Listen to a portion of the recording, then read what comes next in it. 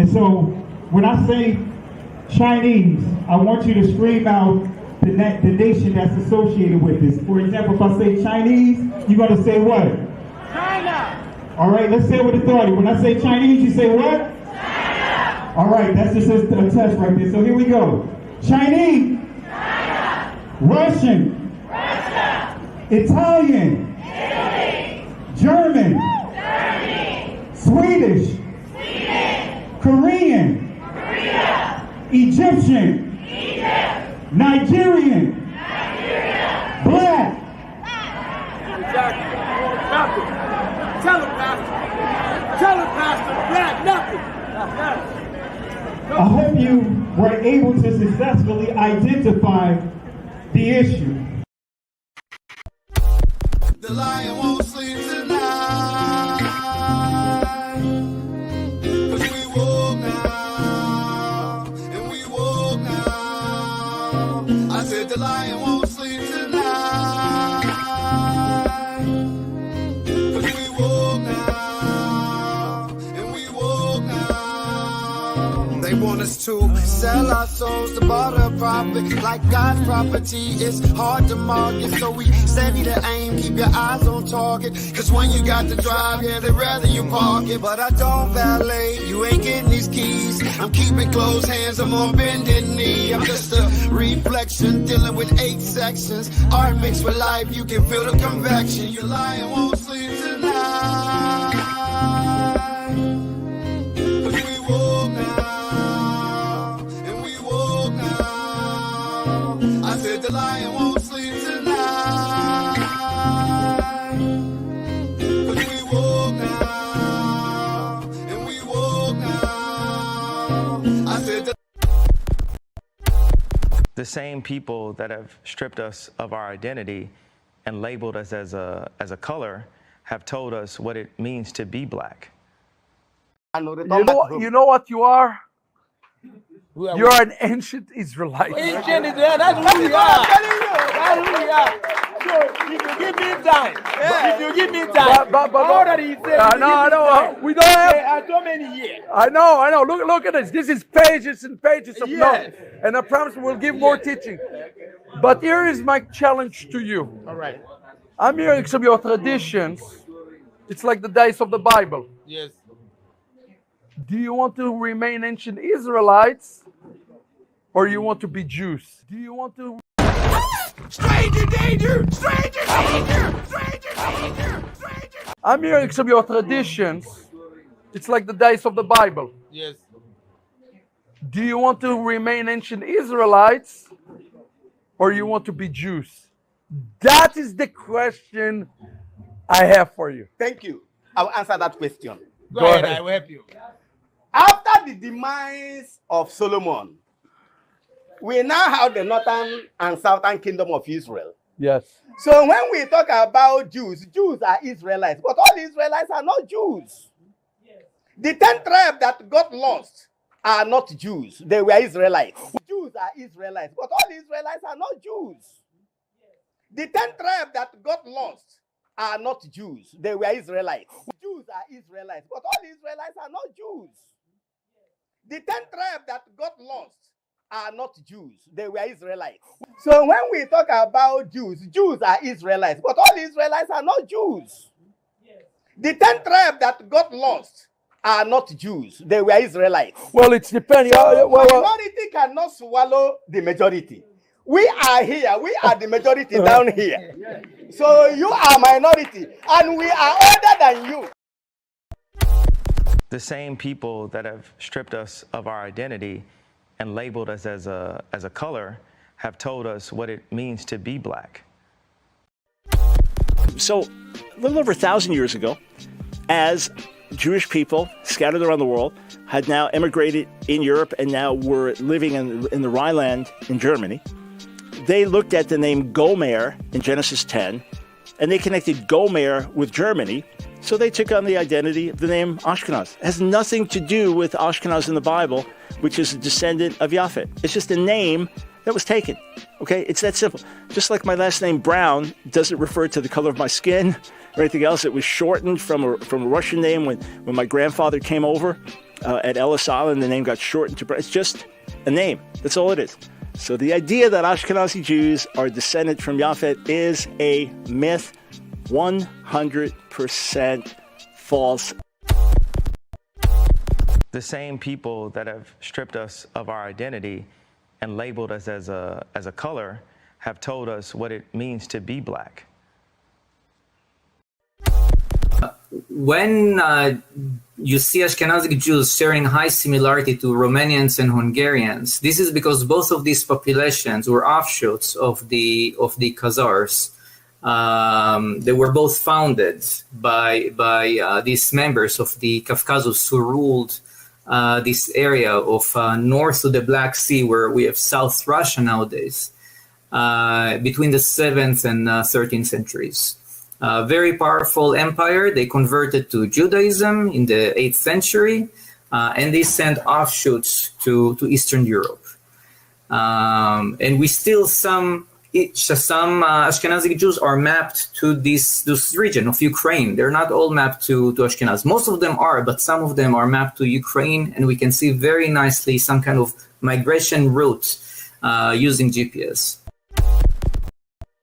I was told welcome home because I'm Jewish. Every single person who's Jewish that steps off the plane, especially for their first time in Israel, is told welcome home. Let's just sit with that for a second. This right here, this is my actual ancestry. I am 88% Ashkenazi Jewish, and none of my ancestors are from the Middle East.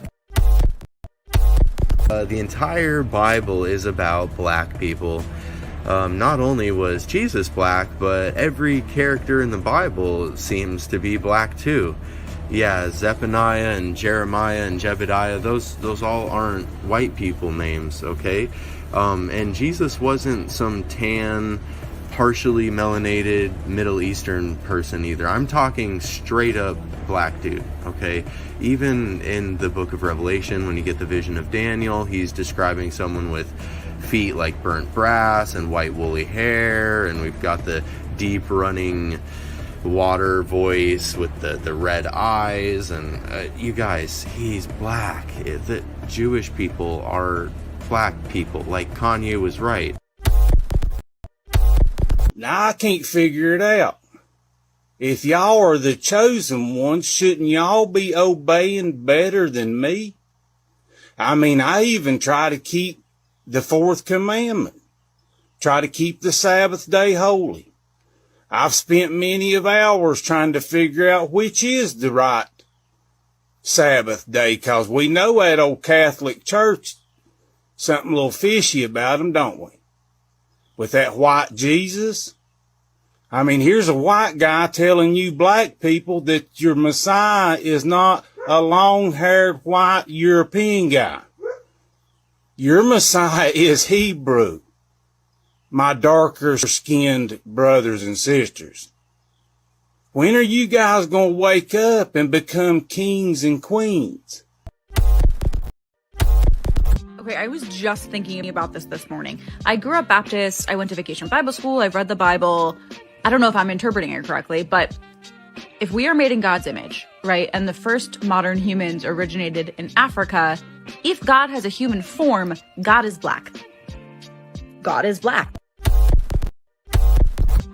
I was a Christian missionary for years, but there came a time in my life when I realized that what I was taught about the Bible was a lie. In my confusion, I cried out for help. I met an Israelite who introduced me to the God of Abraham, the God of Isaac, and the God of Jacob, who is described in the Bible as having hair white as wool and eyes red as fire. Yes, the God in the Bible is black. It does not matter what color Jesus was. What matters is that he came to the earth, lived a perfect life, died a death for the sins of the world, and then conquered the grave, proving that he is the Son of God. That's all that matters. That's all that matters. That's all that matters. It just doesn't matter. It just doesn't matter. It just doesn't matter. It just doesn't matter. It just doesn't matter. And that's what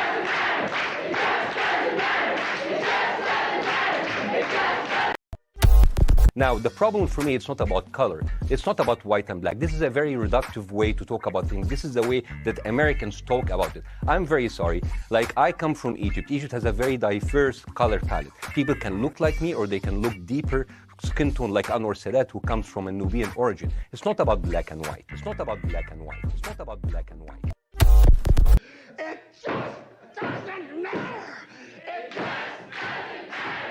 It just doesn't matter. It just doesn't matter. It just doesn't matter. It just doesn't matter. At the end, it doesn't matter the color of your skin. Shemai was Egyptian. At the end, it doesn't matter the color of your skin. Shemai was Egyptian. At the end, it doesn't matter the color of your skin. Shemai was Egyptian. It just doesn't matter. It just doesn't matter. It just doesn't matter. It just doesn't matter. It just doesn't matter. It just doesn't matter. Wells comes face to face with the man he's been searching for. A new portrait of the common ancestor of every man today. Adam.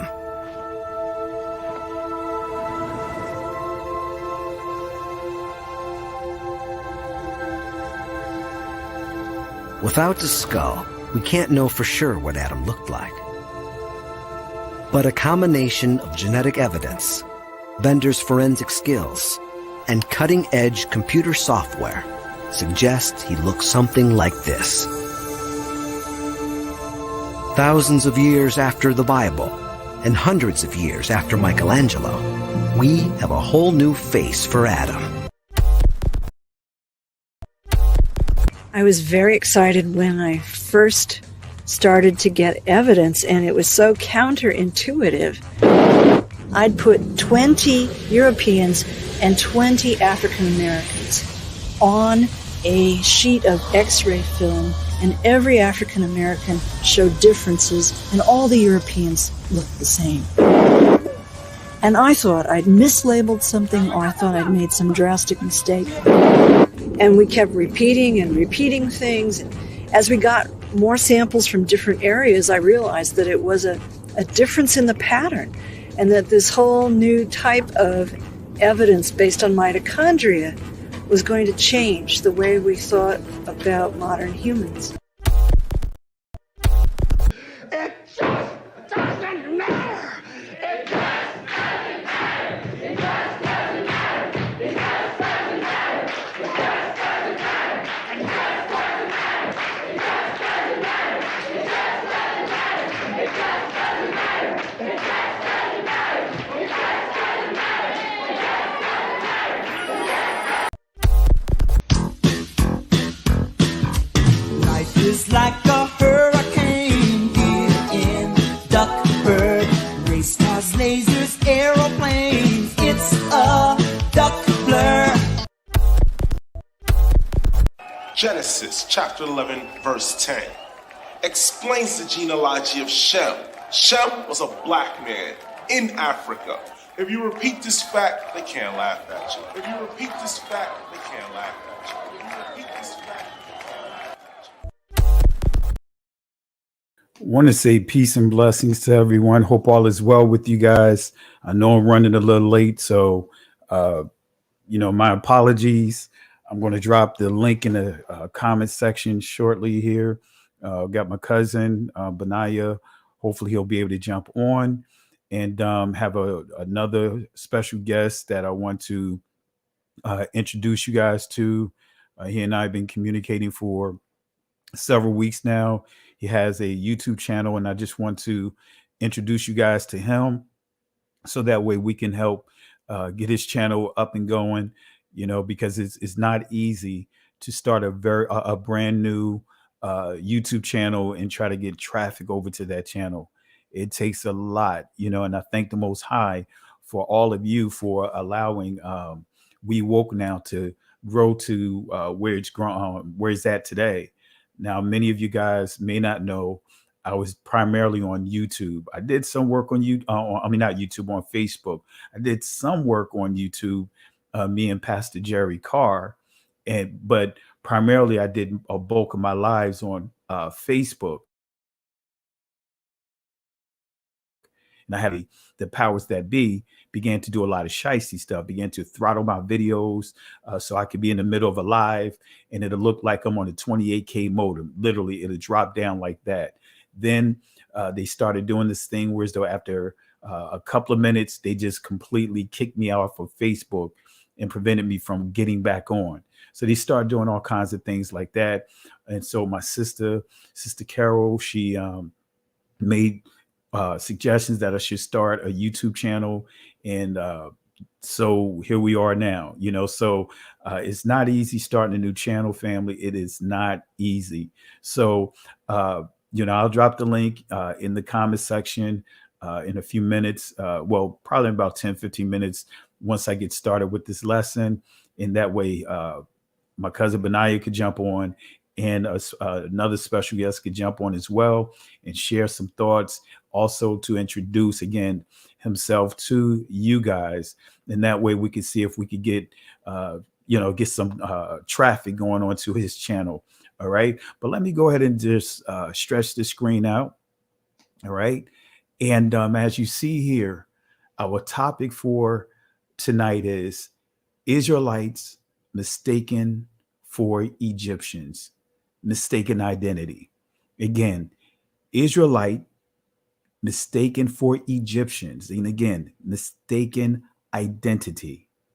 I'll say it one more time. Israelites mistaken for Egyptians, mistaken identity. So we want to just do a special presentation on this.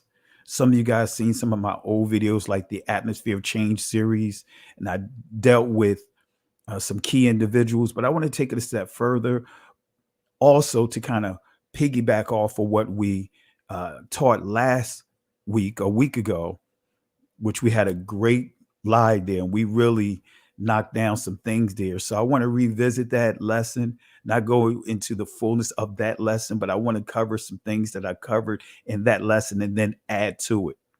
So hit that like, subscribe to the channel. I really appreciate, again, all you guys for the love and support. So again, we're going to go ahead and get started. And I'm just looking in the chat just to see if, any of, if Benaiah is in the building, as well as my friend Berean channel, not the Berean from the UA community, not that Berean, but another friend of mine that he referred to himself as Berean Scholar. That's the name of his channel. So going to bring him on in a second. I'm going to drop the link. But this is going to be our lesson for today. And also, if I see my cousin here, looks like I see someone giving her a shout out, Shalonda Carr. Shout outs to my cousin.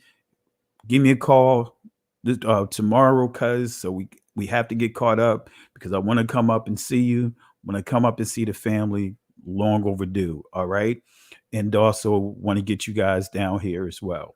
All right. But love you, sis. And family, show my cousin, if she's still in the building, show her some love. She is the wife of my cousin, the late Dr. Sean Carr, and she's been holding it down, and he transitioned a little more than a year ago. I want to say about 13, 14 months ago. And, really appreciate all what he had done for this community, this awakening. And I tell you, he could not have done what he done without his wife. And I thank and honor my cousin for, just being that strength to the weakest side of him. And that is his heart and the family that they raised. So really appreciate you for all that you've done in support of me, and hearing out some of my, my complaints, so to speak. But I really appreciate you, cousin, and love you, and tell the family I say hi. So family, show my cousin some love here. Hallelujah. Really appreciate you, cousin. Really appreciate you. All right. So family, let's go ahead and get into it. I do see one of the guests inside the comment section. So I'm going to drop this link. And if Benaiah, if you are watching, I'll drop the link and you guys can jump on. And then what we'll do is I'll do like how I normally do. I will go into my teachings. And if you guys have some thoughts that you want to share, feel free to do so. So I'll drop the link in a second here, but I want to at least start this lesson off and then I'll have you guys jump on. All right. So let's go and get started here. Israelites mistaken for Egyptians, mistaken identity. And this is very important, right? And I got a bombshell source that I'm going to share towards the end of this presentation. But let's go to get into it. All right. So are there any Israelites mistaken for Egyptians? I'll ask that question again. Are there any Israelites mistaken for Egyptians? Guess what, family? Joseph passed for an Egyptian. Let me say that again. Joseph passed for an Egyptian. His own brethren thought that he was an Egyptian. All right, so let's go to the scriptures. Let's confirm this. I had some videos I didn't have time to put together, but what I'll do is when I do a short video summarizing all of this, I'll include some clips that gives you some great information about Joseph, give you some great information about the corresponding dynasty of Joseph, as well as the Israelites when it comes to when we get into Moses and so forth. So the transition out of Egypt. All right. But nevertheless, let's go to Genesis chapter 42, starting at verse 6. And let's see what this says. It says, and Joseph was the governor over the land. And it was that sold to all the people of the land, and Joseph's brethren, and bowed down themselves before him with their faces to the earth.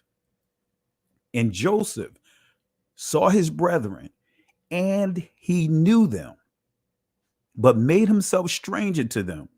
Now, notice how he made himself strange to them, because he didn't change his garments that he wore. But notice how he made himself strange to them.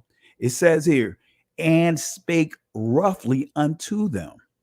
And he said unto them, whence come ye? And they said, from the land of Canaan to buy food. And Joseph knew his brethren, but they knew not him. So Joseph recognized his brethren, but his brethren did not recognize him. He looked like an Egyptian. His voice, as you see here, he spake roughly unto them. So he was very, as you see here, he was firm. He was probably a little harsh, in his tone and so forth. He spake roughly unto them. But it says here, and Joseph knew his brethren, but they knew not him. Guess what, family? Moses passed for an Egyptian. Let me say that again. Moses passed for an Egyptian. Let's go to Exodus chapter 2, starting at verse 9. Let's give clarity here. And Pharaoh's daughter said unto her, take this child away and nurse it for me, and I will give thee thy wages. And the woman took the child and nursed it. And the child grew, gadal, and she brought him unto Pharaoh's daughter, and he became her son. And she called his name Moses, or Masha. In the Israeli, Moshe, but in the ancient Hebrew, Masha. And she said, because I drew him out of the water, Mayam. Now, I was going to put a source here from Josephus, but that it was just taking too much time to really pull this presentation together. So I didn't include a source from Josephus, but Josephus may bear witness of this, and he shared some additional information that we don't see here within the scriptures, some facts about Moses. All right. So, but nevertheless, he was mistaken. He had the appearance of an Egyptian. And when we say that, we're not referring to his garment. We're not referring to that. We're referring to his skin complexion. We're referring to his hair texture. We're referring to, in a nutshell, his overall appearance. Okay. So let's deal with the name Moses, right? From a Hebraic school of thought. Okay. As you see here, this is the primitive root word. This is Moses' actual name in ancient Hebrew. It's not Moshe, right? When you add that A sound, the Segal, right? That's one of the dots, the Nikud, right? That's one of the marks. And remember, prior to the 9th century, there was no such thing as marks, these dots and these branded marks, all right? And many of these vowel movements were created by beginning with the Greeks, and then, of course, the people that hijacked our identity. All right. So the primitive root, as you see here, it says masha. And it says here to pull out, in other words, draw out. And this is referring to the water. So if we go back here in the backdrop here, because if you see here, you see Moshe, it says drawing out of the water. An example, rescue, Moshe, the Israelite lawgiver. And guess what? Ancient Hebrew did not have dots, right? And markings, right? And of course, when you see this dot to the right of this letter, it makes the sh sound. To the left, s. Not the case in ancient Hebrew. Excuse me, I should have brought some water in here with me. I may show a quick video so I can run and get me something to drink because my throat is getting a little too dry. But anyway, so, but here is the primitive root word, and this is the key. And as we see here, bringing it back up here, it says to pull out, draw. All right. So now let's deal with a little Near East studies of the name Moses. All right. Let's deal with a little Near East studies, because this is where we get into loaned words. All right. And so this gives you clarity, right? There was multiple pharaohs that had Moses or Masha, or in the Israeli Moshe, incorporated within their names. And I'm going to show you why in this source here. So the abbreviated Moshe, Moses or Mos, right, also occurs independently in Egyptian. It should be not that the second consonant in Hebrew names is a sheen, ancient Hebrew shan. So when it's dealing with the consonants, so in Masha, there's two consonants. You take these vowels out of here, it'll be the mayam and the shan. In the Israeli, is mem and sheen. So that's what they're saying here when it says the two consonants. All right. So, and this is in the Israeli Moshe. Remember, and I want to say this again. I know I say this from time to time. There was no O sounds in ancient Hebrew. Let me say that again. There was no O sounds. There was no U sounds. There was no U sounds and all that in ancient Hebrew. Let me just play a quick clip to confirm that with you guys. Let me let you hear this source of a professor teaching Hebrew, well, the Israeli language to be exact. Here's a chart that summarizes vowel class and length. And you can see across the top the three classes, A, E, and U, and then down the side the four lengths, long, medium, short, and very short. So let's just go over this chart. We'll start with the A class vowels. The long vowel is cholam vav, and you'll recall that this says O as in snow. Now you might wonder why an O vowel is in the A class, and this is because of historical considerations. Originally there was no O sound in Hebrew. Everything. All right, so you guys heard it. Originally there was no O sound in Hebrew.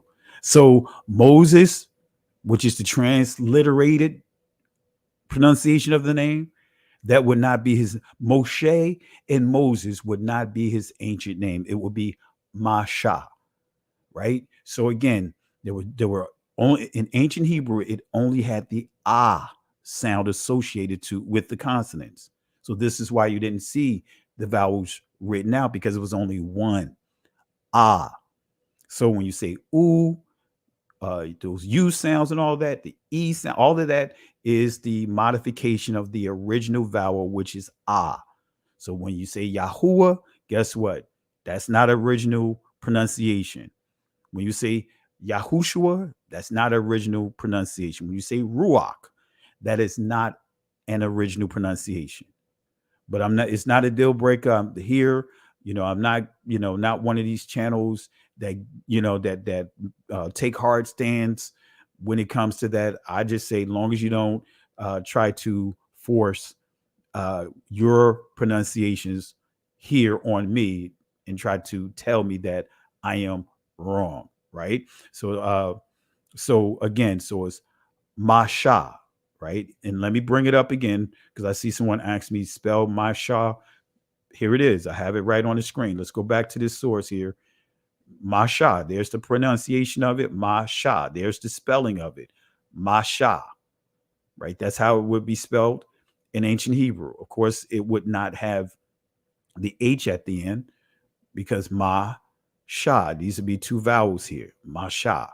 All right. But anyway, so let's go ahead and give some history about this name in the Israeli Moshe or Moses, right? It says here, and that the Egyptian verb, right, Masha, is found also in the Old Testament in the name Ramsey, where, however, the Egyptian verb form in the original name is a perfect participle. Re is he that born him.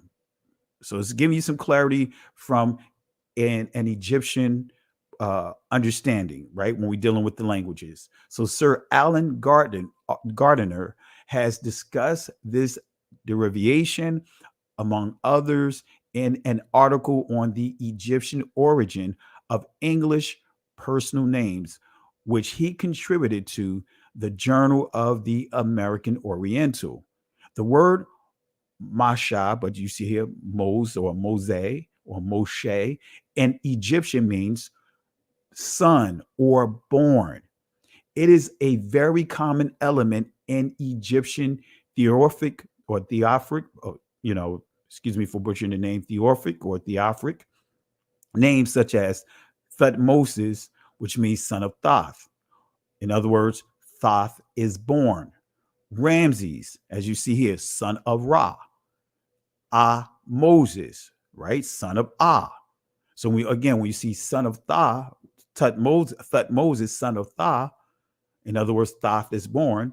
Ramses, son of Ra, in other words, Ra is born. Moses, son of is born, and etc. In Moses' case, it simply means son or born. His name, which lacks a patronymic, in other words, father's name, just giving you a little more information. I thought I had it fully here, but in a nutshell, this is explaining that. In a nutshell, when you read more into this article, I think I put it here. I think it's in the backdrop here. Let's see here.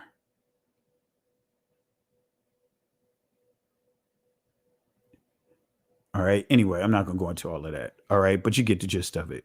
All right. So Moses, Masha, the father of the 18th dynasty. And see, when you really study this history, you'll actually see that Moses, when we start dealing with the Egyptians during that time, 13th dynasty. That's a whole nother discussion. I'm not going to get into it. But just for the sake, because this is what many within Christianity and many within this awakening, even within the Jewish community as we know them, they'll point to the 18th dynasty, right? So we're just going to use the 18th dynasty. And this is from the Britannica.com. Notice what it says here. Moses, the first king of ancient Egypt, and gives you the period of his reign, and founder of the 18th dynasty, who completed the expulsion of the Hyksos, in other words, the Asiatic rulers of Egypt, right? These are Shemitic people, right? Invaded Palestine, right? And we know that this wasn't not the name. Philistine, and then we get into the ancient, but we know it wasn't Palestine, and re-exerted Egypt's hegemony over northern Nubia to the south. So here's some hidden facts about the 18th dynasty, right? The ancient Egyptians wore wigs with locks. Let me say that again. The ancient Egyptians wore wigs with locks. And this is an example of the wigs. This is from the British Museum, right? These are not wigs from Caucasians. These are actual wigs, right? These are sheep wool, far as in terms of like sheep wool, not actually sheep's wool, but this is actually the hair. This is the wigs that ancient Egyptians wore at that time. And those highlights is not them intentionally placing highlights. This is from the chemicals that they used to embalm or mummify the mummies at that time, right? So this is a video, and I'm just going to play it here. This is a video that you see here on your screen, right? This, in a nutshell, you can see how it has these wigs, hair like wool. That's the actual demonstration. That's the actual video footage of the wigs that you saw in the image. Let me rewind it a little bit so that way you guys can see it. So this is the wig. Let me make sure I go back. Let me go back here to make sure you understand.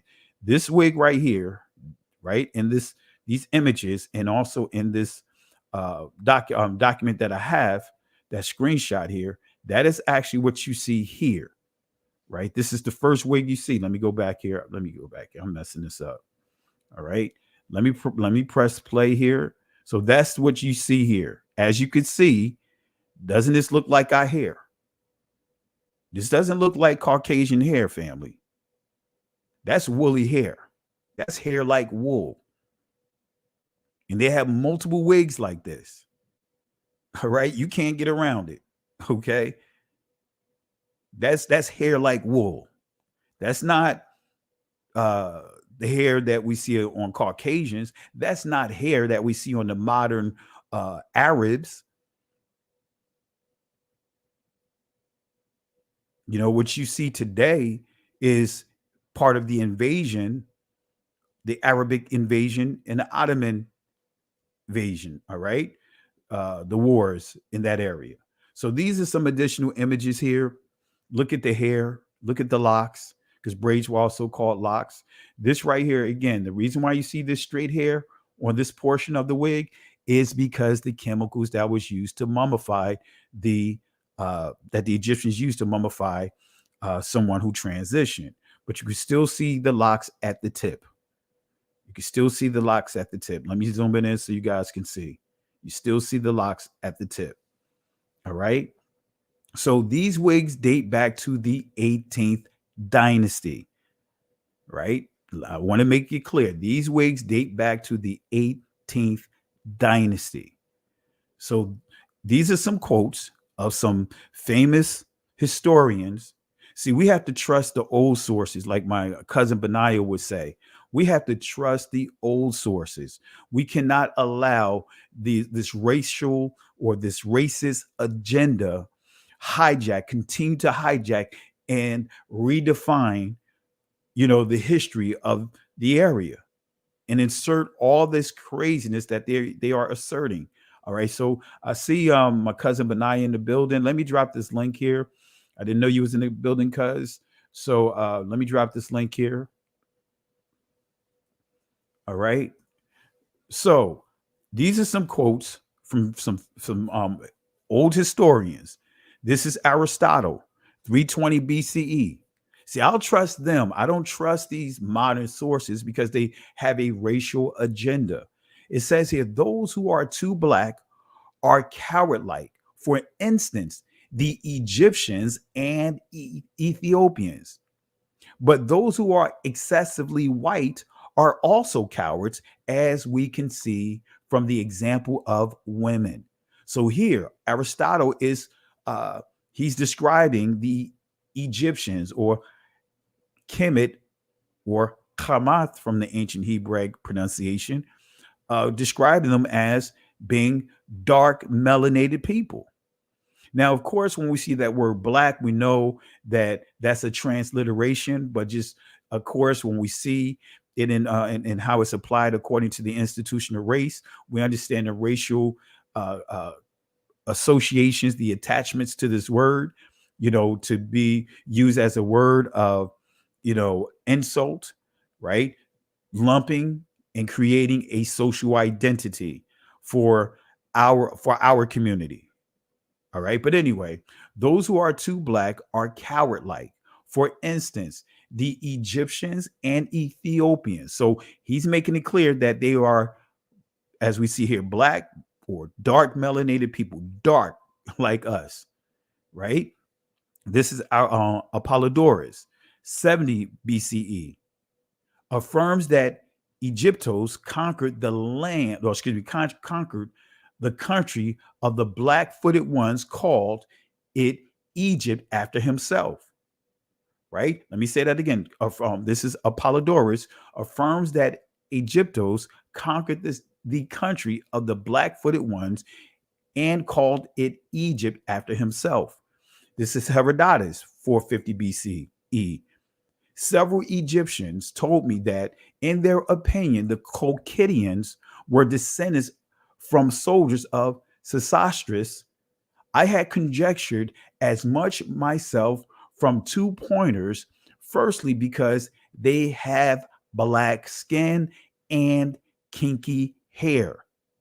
So if skin complexion doesn't matter, why did Yahweh use it as a sign? Because this is one of the things that we hear a lot, that it doesn't matter, right? And let me play this clip. You guys know this is one of the favorite clips on We Woke Now, but they the church will teach you that color doesn't matter.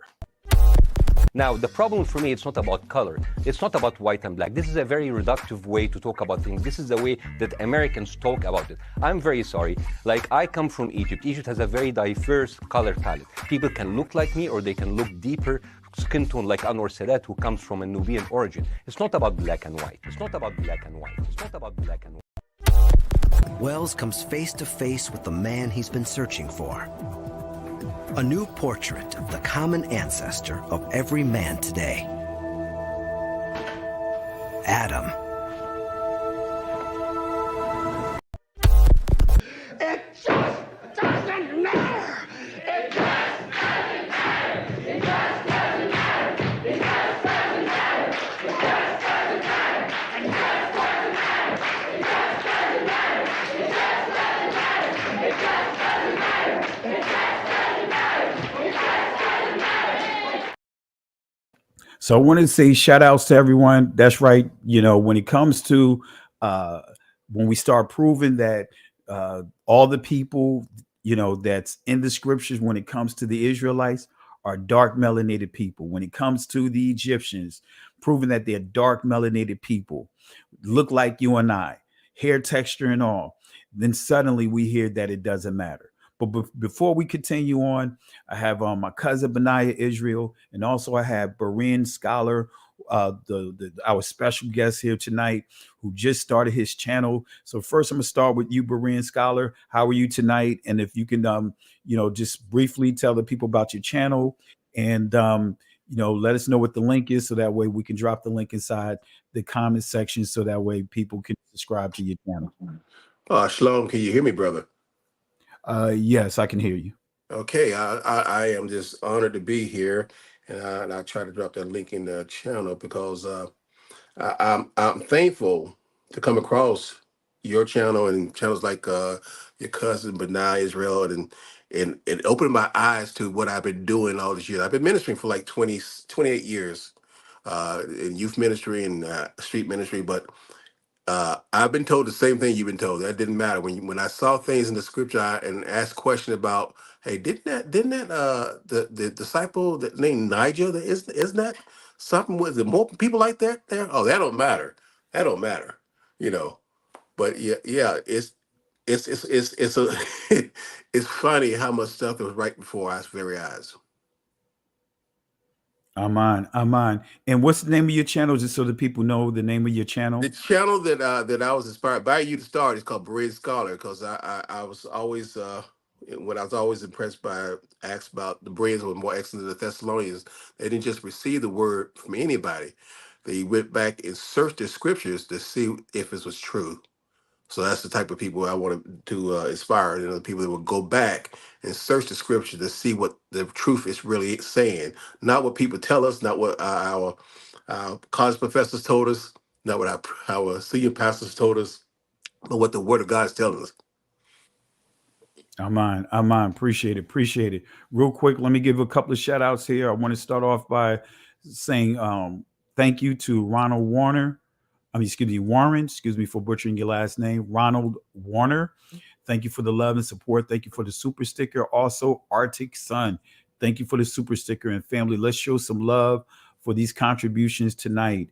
And also, we have in the building my cousin, Benaiah Israel. How's it going, cuz? It just doesn't matter. I always chuckle when you play that one. Play that one, Pastor Kelly. Yeah, that's it. It's shalom to everybody. Peace and blessings to everybody. Hopefully, everyone had a great Shabbat and doing well. It's always a pleasure and an honor to talk to my cousin and the family. So, just glad to be here, Pastor Kelly. Thanks for inviting me. I'm on. And so, as you can see tonight, what I'm doing thus far, I'm kind of building up this session tonight to kind of first start with, those that some of the Israelites that was mistaken for Egyptians. And I got another bombshell I'm going to drop, in conjunction with what I dropped last week. So I'm kind of building on that. And any thoughts, or did you get a chance to? I'm not sure how long you was inside the chat. But any thoughts on what I shared thus far? I'll open up to you guys. Starting with you, Benaiah.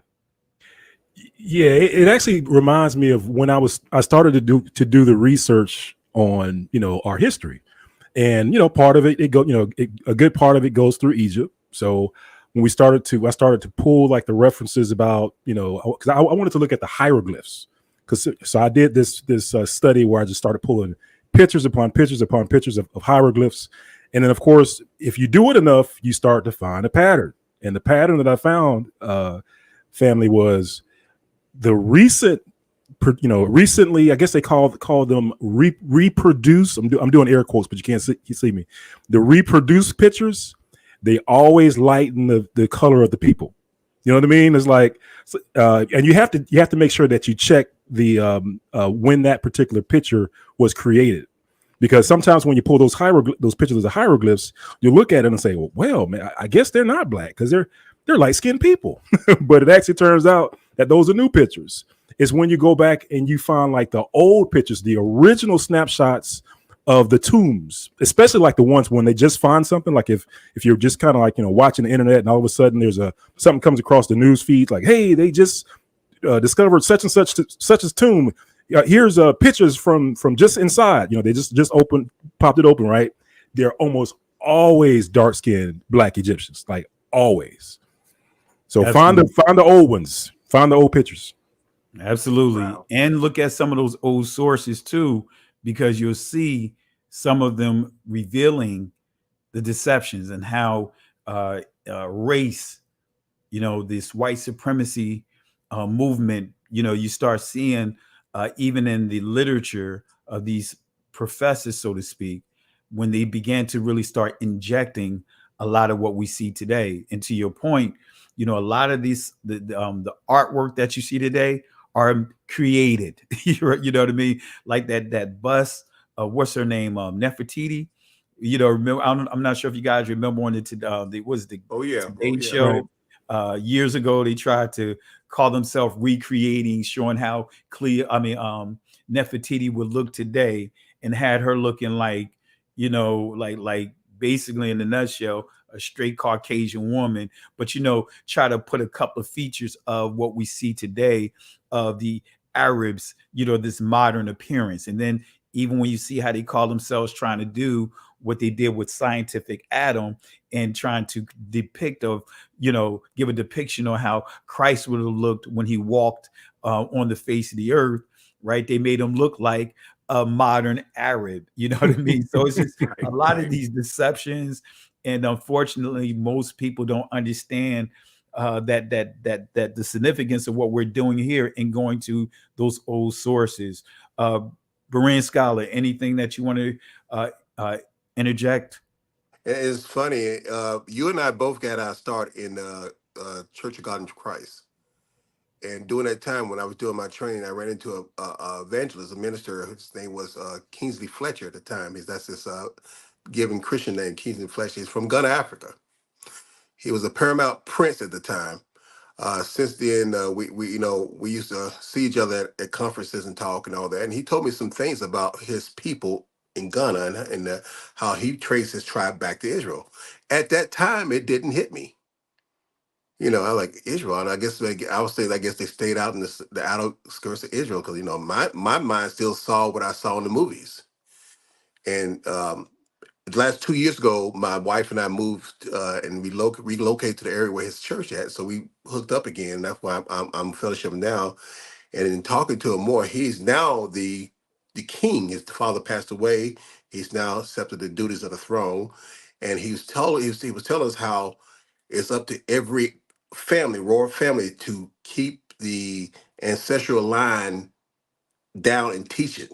And he was telling us something about how they can trace their lineage back to Israel. Yeah, brother Berean, Scholar. Yeah, you kind of reminded me of so back when I think I came awake to who we are probably like around 2015, 2016 ish, around that time. And I too, I attended like a mega church, unfortunately, here in Atlanta. And what I tell people is, it's like I remember, hearing the brothers on the street, starting to have questions. And distinctly, I remember like after service, and back then it was, of course, Creflo Dollar of all people. And he turns around and he tells the cameraman, he said, "Hey, are we live?" He said, "Yeah." He's like, "Well, turn off the feed." So he turned off the feed, so we're no longer broadcasting across the country. And then he just turned to the people that's in the sanctuary. This is where he said he started going down the. He started telling people, he says, "I believe that black folks are the most special people on the planet. I believe there's something. I believe the whole world is waiting for us to wake up." And man, cause I tell you, I was getting ready to jump out my seat. I was like, "Is he getting ready to say it? Is he getting ready to say that we're Israel?" And then he stopped. Then he stopped. I was like, look at him. And at that point, I said, he knows. Yeah, he knows, but he's not going to tell the congregation. And that was when me and my wife, we left the church. Sorry, Pastor Kelly, I didn't mean to jump in there for you. Oh, that's good. That was good. No, you good. You good. And see, that's a powerful testimony. And many of them know, but they're scared. They're scared that they would lose members. They're scared of how the perception of them, the talk, the chit chatter.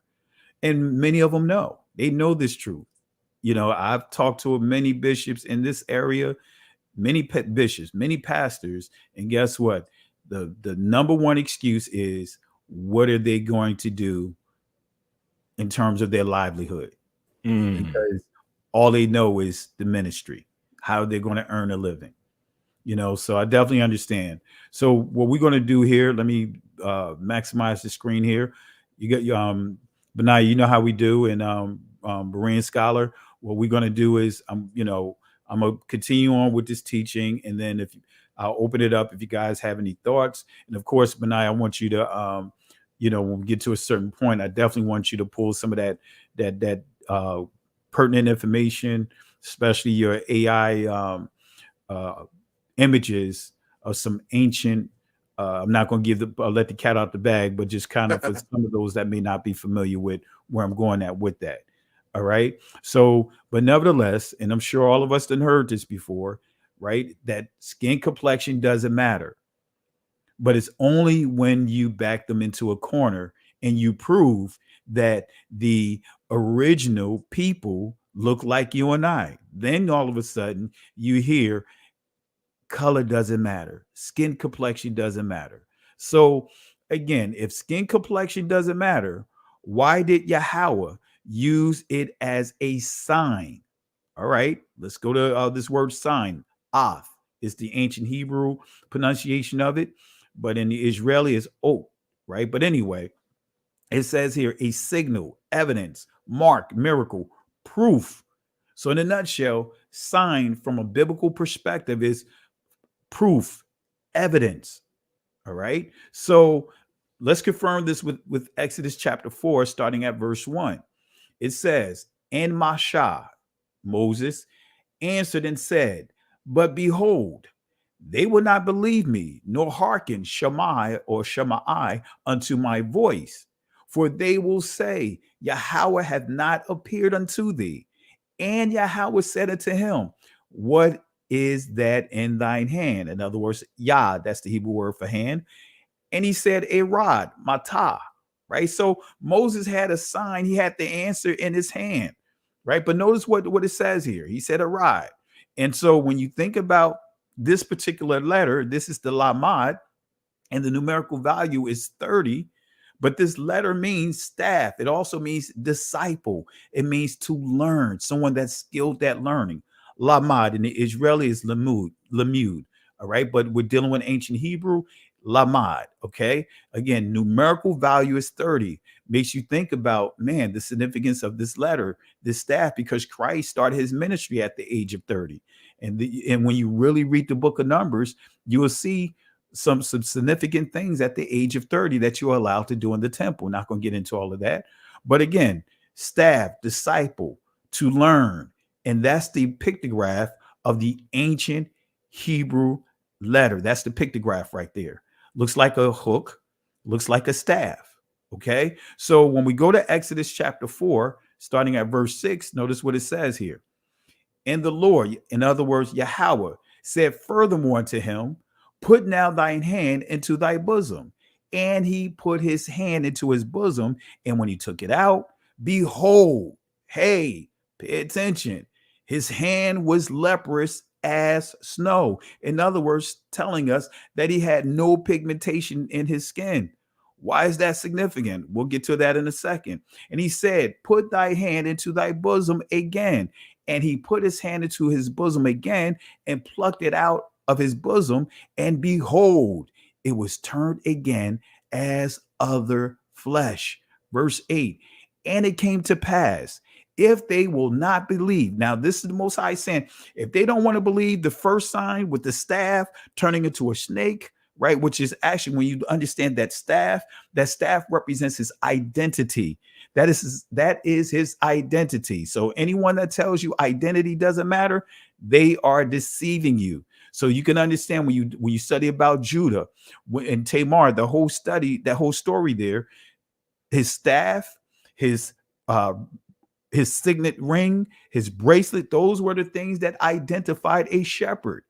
All right. So when you understand, the first thing that the Most High used was his identification, the staff. Next was his what? Skin complexion. But notice what the Most High says here. And it shall come to pass, if they will not believe thee, neither hearken to the voice of the first sign, that they will believe the voice of the latter sign. Say, wait a minute. Wait, they sure to believe the second sign. If they don't believe the first sign, that's that staff turning into a snake, man, they're going to believe this second sign, right? Because this is actually the illustration that the Caucasians, the church, right, and the name stealers want you to believe how Christ looked, how Israel looked around all these dark melanated people, right? That's the image that they want you to believe. But actually, if any one of these kids turned into this right here, then that's a miracle. See, it's not a miracle for someone that's already this complexion of this boy right here to turn whiter, or it makes absolutely no sense. So this is the image. This is kind of like an image that I like to use to give you what they are trying to, in other words, pull the wool over our eyes and get us to believe that this is what Moses looked like, that Moses was a Caucasian. All right. So the second sign for the non-believing Israelites is Moses, Mashah's skin complexion. And guess what, family? And well, before I get to Apostle Paul, I'm going to open it up real quick. Any comments? Starting with you, Berean scholar, and then Benaiah, you can follow up with them as well. I'm just following along. That is so true, because they are pumping out these images and stories to keep us from seeing what's really there in the scripture. You're right. I love that picture of the little white boy in the group. Can you hear me? Yeah, I can hear you. Okay. Yeah. Hey, Pastor Keller, are you still there, or did we lose your audio? I think we did. Yeah, I'm still here. There you go. Both of you guys. Okay. Can you guys hear me? Oh yeah, I can hear you, both of you. Okay, I can hear both of you guys. All right, I'm with you guys. Want to follow up, keep going. Or Berean scholar, you still are because I don't want to cut you off. Any other things that you want to share with what you mentioned? Yeah, I don't want to get ahead of you and everything about what you're going, about with in this area, but keep going where you're at, because I am writing notes. I love to go back and check this stuff. Yeah, me too. I'm mine.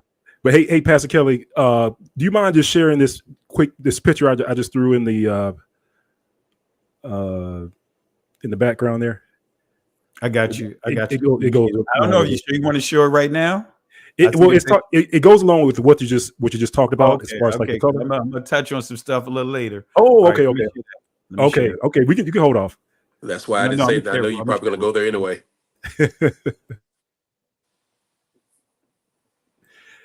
Yeah, so I just wanted to just share this with Ms. Picard. And I apologize that this isn't the high definition pictures, because remember at the top of the video we were talking about how you have to use like the original pictures. When you use like the reproductions they tend to recolor the people of Egypt as in a lighter skin tone. Well, one of the things that we did was I was working with Sister Pat Snipes, and shout out to Miss Ema Pat Snipes and her family. But we were working with Ema Pat Snipes to put together a video, and part of that video we touched on Egypt.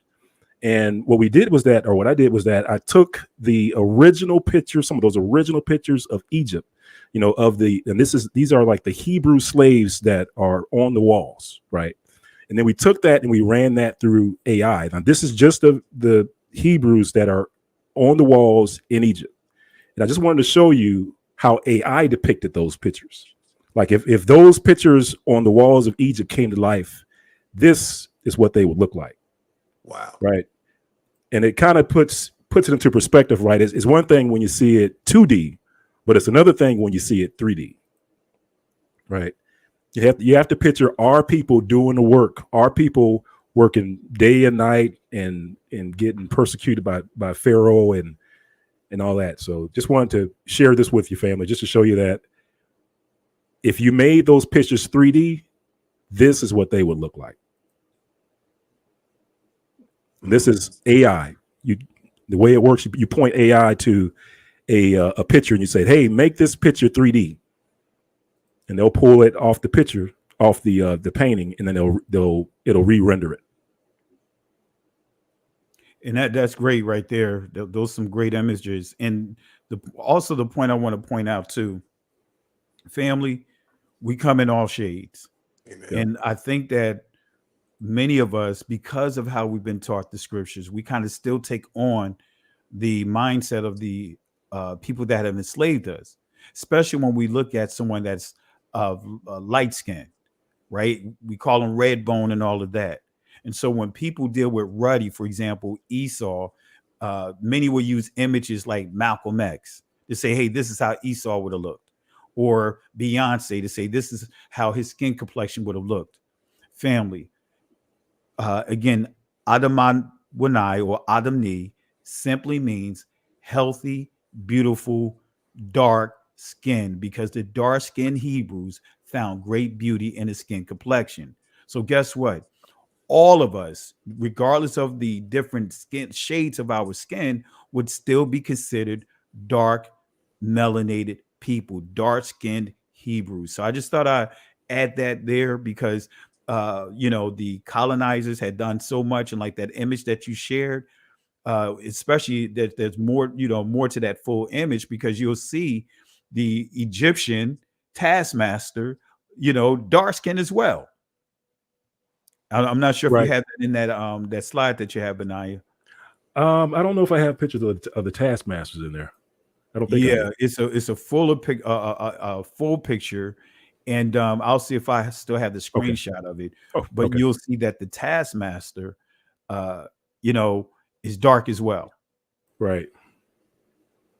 But again, that's where you start getting into how they start trying to depict even those images by saying, hey, well, you know what? The Shemitics are the light-skinned ones in the image, and the Nubians are the really dark-skinned ones. Family, we come in all shades. Amen. But that's how when we start getting into that institutional race, these agendas, that's how they began to really separate and really have our people and others running with the narrative that they are pushing. So Right. any other thoughts, Benaiah, especially with the images that you Nope. shared? No, that's it. Like I said, I don't want to get ahead of you as well. So, all righty, great, man. That's some great stuff right there. All right. So, family, so we dealt with Moses. Now let's deal with Apostle Paul. Right? Let's deal with Apostle Paul. Let's see what the scriptures say about Apostle Paul, because Apostle Paul, who makes it clear that he's out of the tribe of Benjamin, he makes it clear that he is a Hebrew, that he is a Israelite. So he is right in the scriptures. So we know Apostle Paul was not an Egyptian. He is not a Roman, even though he had Roman citizenship. So Apostle Paul was mistaken for an Egyptian. So when we go to Acts chapter 21, starting at verse 37, notice what it says here. And as Paul was to be led into the castle, he said unto the chief captain, may I speak unto thee? Who said, canst thou speak Greek? Right? So it's speaking to Paul, right? Saying, hey, can't you speak Greek? Why did he ask him this question? Verse 38 tells you, art not thou that Egyptian? Wait a minute. So Paul was mistaken for that Egyptian. And that's key, because he said that Egyptian. So there's a specific person that they're looking for. Kind of make me think about that movie, The Book of Clarence. Remember how they was looking for an Egyptian? Right? Who stole something? No, Well, they show the picture. Yes. Yeah, even though the picture had me cracking up, right? So think about this here, because this really stands out. It didn't, when he mistaken him for an Egyptian, it wasn't just any old Egyptian. It was for that Egyptian. He said, art not thou that Egyptian, which before these days made us an uproar and led us out into the wilderness, 4,000 men that were murderers. So this is dealing with an Egyptian who led an insurrection. And Paul was mistaken for him. So it's not just any old Egyptian. They said, what? That Egyptian. Well, why is this important? Well, guess what? When you understand, Claudius concluded that Paul was the Egyptian terrorist who had led thousands up the Mount of Olives just 3 years earlier.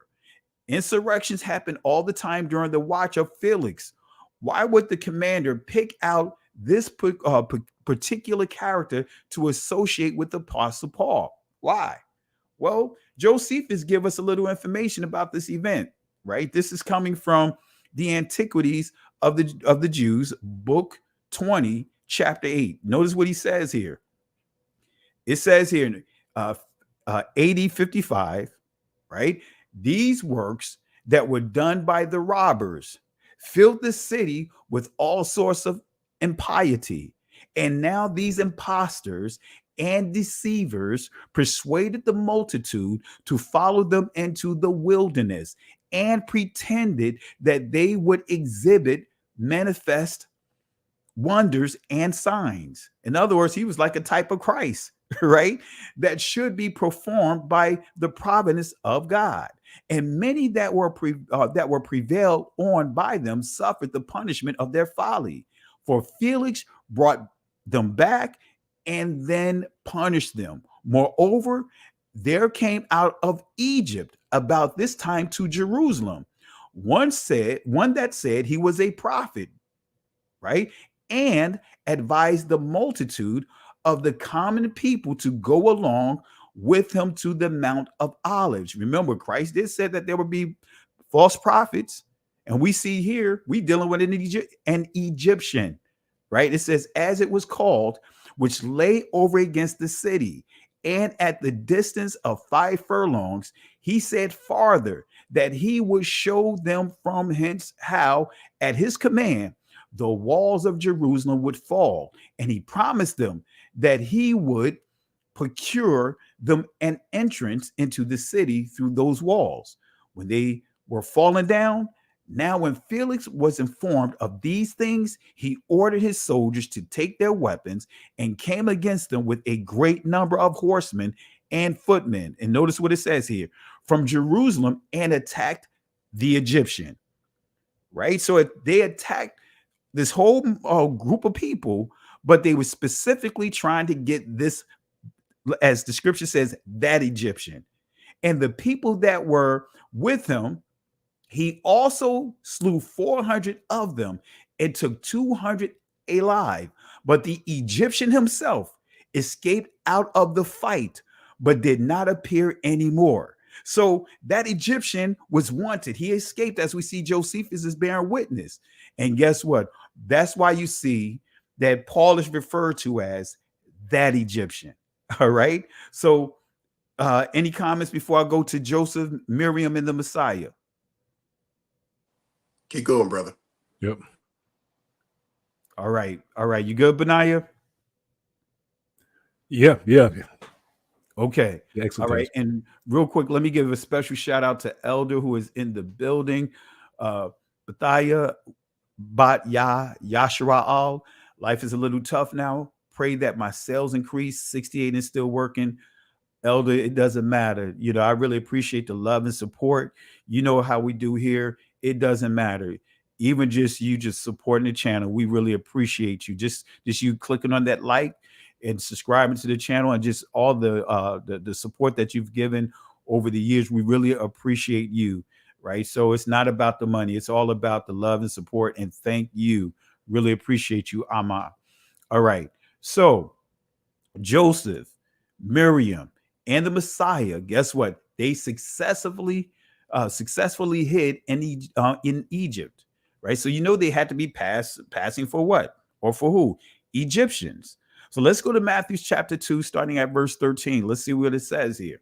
It says, and when they were departed, behold, the angel of Yahweh appeared to Joseph in a dream, saying, arise and take the young child and his mother and flee into Egypt, and be thou there until I bring thee word, for Herod will seek the young children to destroy him.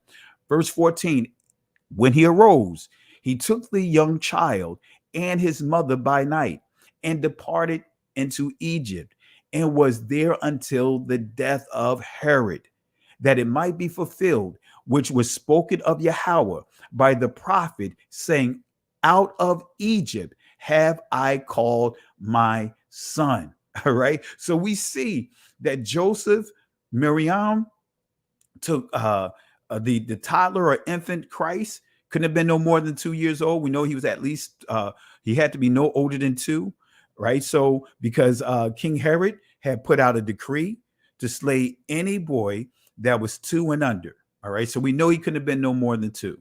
All right. But anyway, again, right, this is what they want you to believe, that this figure in the middle is Christ among the Egyptians, right? And you guys know that visual says a lot, but this is what they want us to believe.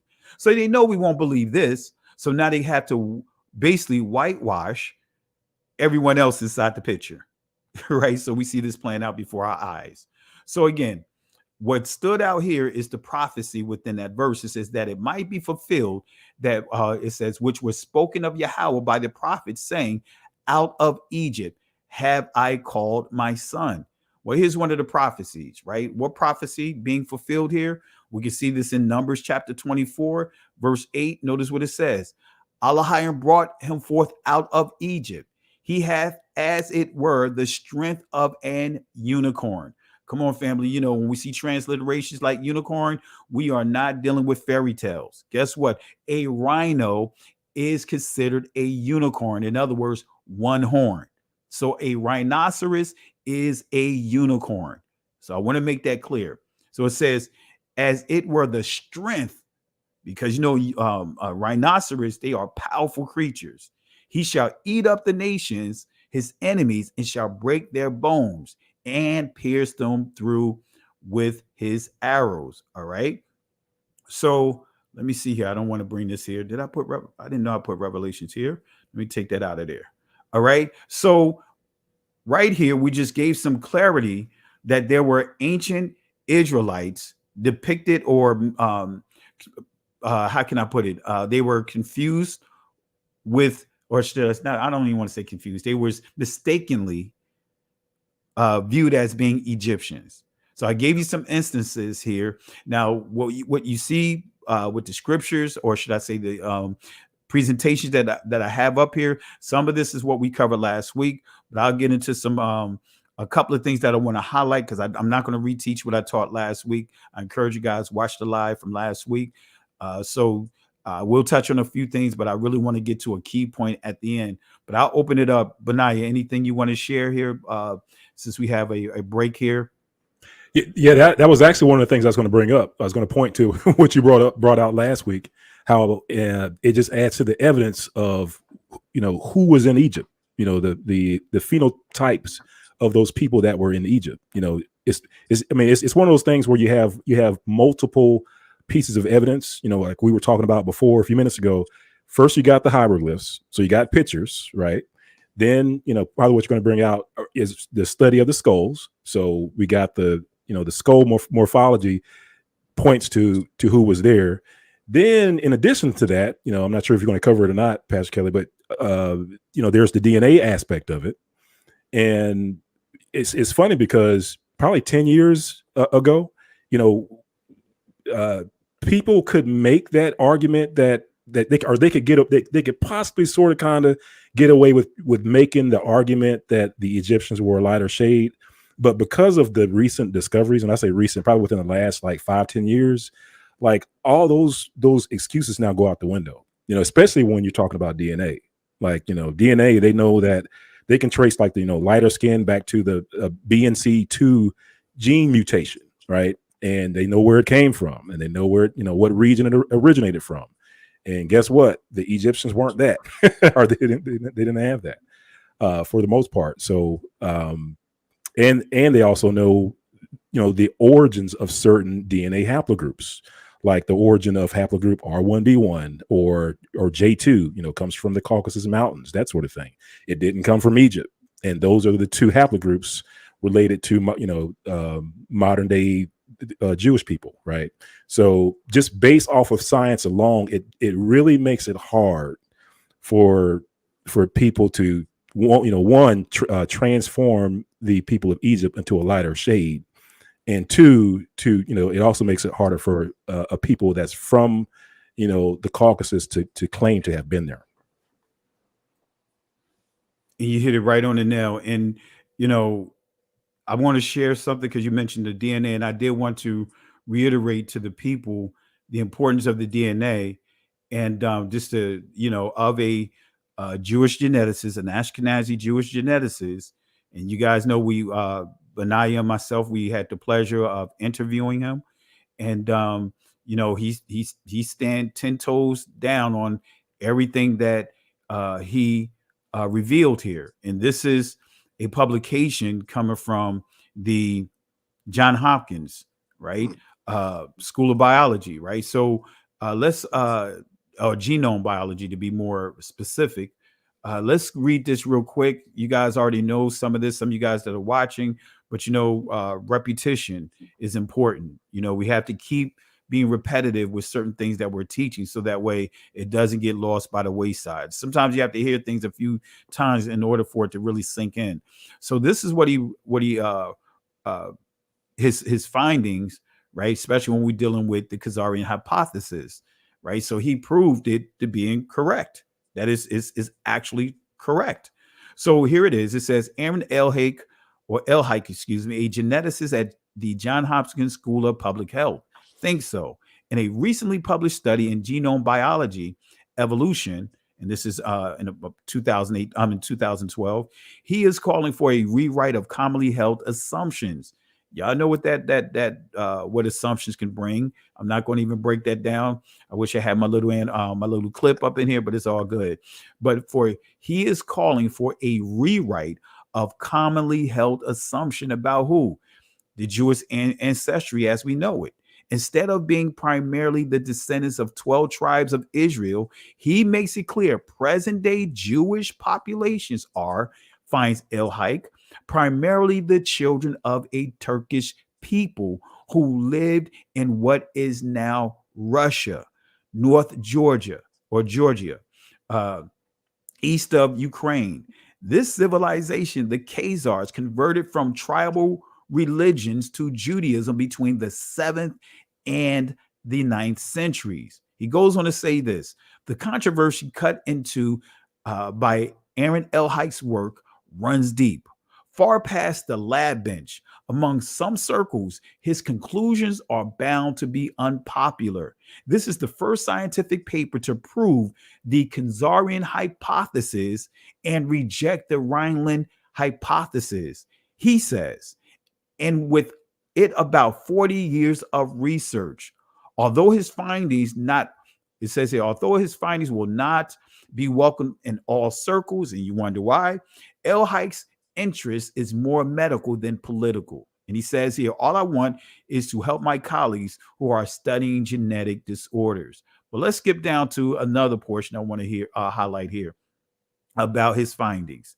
He says here, previous studies had, for example, combined the question of similarity among and between Jewish populations and the question of ancestry and relatedness to non-Jewish populations. Elhake viewed these questions separately. Jewish communities are less homogeneous than is popularly thought, he says, with Jewish communities along the former Khazarian border showing the most heterogeneity. His second question centered on ancestry. When comparing Jewish communities to their non-Jewish neighbors, in other words, the Caucasus or Levant, in other words, when you deal with the Levant, as you see here, Middle Eastern populations, remember that Middle East is a deceptive term, right? But anyway, that's really Northeast Africa. So populations, which is the closest to Jews. He's asking the question, which of these populations are closest to the Jews, whether it's the non-Jewish neighbors, the Caucasus, or Northeast Africa, which is referred to as the Middle East and also referred to as the Levant, right? So he says this: all Eurasian Jews or Jewish communities are closer to Caucasus populations. He writes, with Central European Jews closer to Italian non-Jews as the exception. Not one of the 8 evaluated Jewish populations were closer to Levant populations. Let me say that again. This is a mic drop right here. In his conclusion, in his findings, he says not one of the 8 evaluated Jewish populations were closer to Levant populations. All right. So you can't make this up, family. You cannot make this up. Benaya, before I'm getting ready to transition over to the craniums. Anything you want to add to this? Because I definitely want to want you to drop a bombshell when I get to this other portion of the lesson. Yeah, no, this is kind of like the cherry on top, where we talked about it before, where Dr. Aaron Elhake, that basically what he did, family, was that DNA it just basically comes down to comparing one person's DNA to another person's DNA, or one person's DNA to another group's DNA. And what Dr. Aaron Elhike did was that he just simply compared Ashkenazi DNA to the right group. And it's the right group in this case was a group from the Caucasus Mountains region, which wasn't necessarily part of the groups that was compared to before, right? In previous studies. So he said, well, you know what? Let's include this group from the Caucasus Mountains region, and let's see if you're closer to that group from the Caucasus than the group from the Levant. And sure enough, just like what you have on the screen, is closer to the Caucasus. So yeah, it was pretty much a slam dunk at that point, Pastor Kelly. Absolutely. Berean, any comments that you want to share? Yeah, Berean I was commenting back and forth with a brother Don Williams on the chat about when we was talking about things I didn't want to get ahead of you about how the ancient Canaanites had a problem with distinguish the Egyptian from the Hebrews during Jacob's funeral procession in Genesis 50. But so that similarity that brought out, and when he brought the picture, I said, "Wow, that picture. That's it. That's why they had that problem. They lived together for hundreds of years. They intermarried. They were in the same place at the same time, and it's right there. It's no doubt." Yeah. All right. Any you was going to say something, Benaya? No, well, I was just going to say it could. I mean, to Brother Berean's point, is like because they're in the land of Canaan. Yes, Exactly. It's like, I mean, for the longest they kept telling, Ham. Yeah, they kept telling, say, hey, you guys are descendants of Ham, right? And then it turns out that the land of Canaan is really the land of Israel. Yes. And so if you think about it that way, then the land of Israel is a black land. It's like, kind of like stuff like that. I think we miss. I know I missed it, and it didn't really register until recently. I'm on. And real quick, I saw a comment here. Let me just say this real quick, because I saw someone post saying that Northeast Africa, which they call the Middle East, is actually Asia. That is completely incorrect. And we want to not regurgitate or add that into here, but that's not correct. That's not Western Asia. That is part of Northeast Africa. It sits on the same tectonic plate, and it's a fact. The Middle East is something that was created in, I believe it was 1906. All right, as the Europeans divided the territory. So let me just play a quick clip. I like to play some clips. Let me play a quick clip so that way we have brothers over on the land right now, and let me allow them to explain this Middle East deception. As you see in Aaron Elhike's paper here, it describes Northeast Africa, used the term Levant, and it also used the Middle East, but it's not Asia whatsoever. So let me play this clip real quick.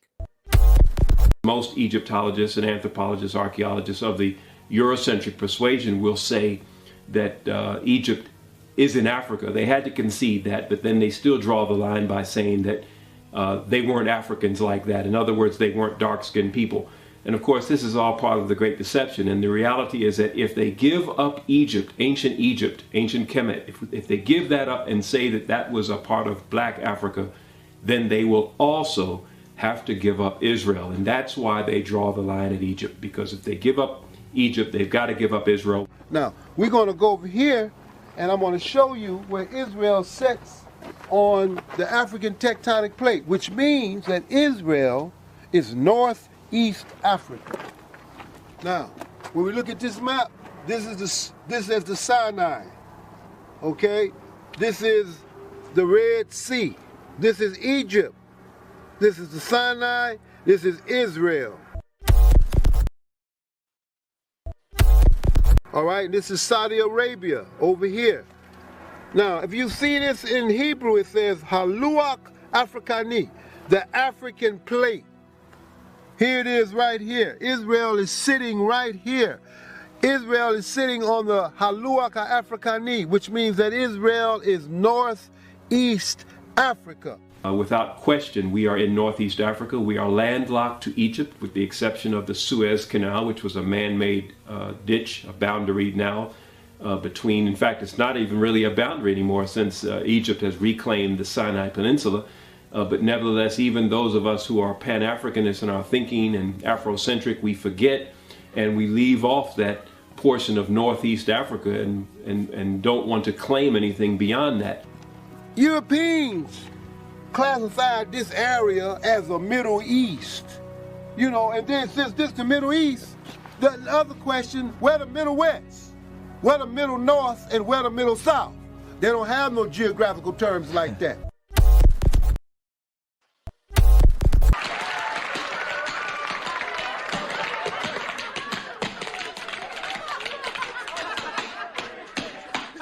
Challenge!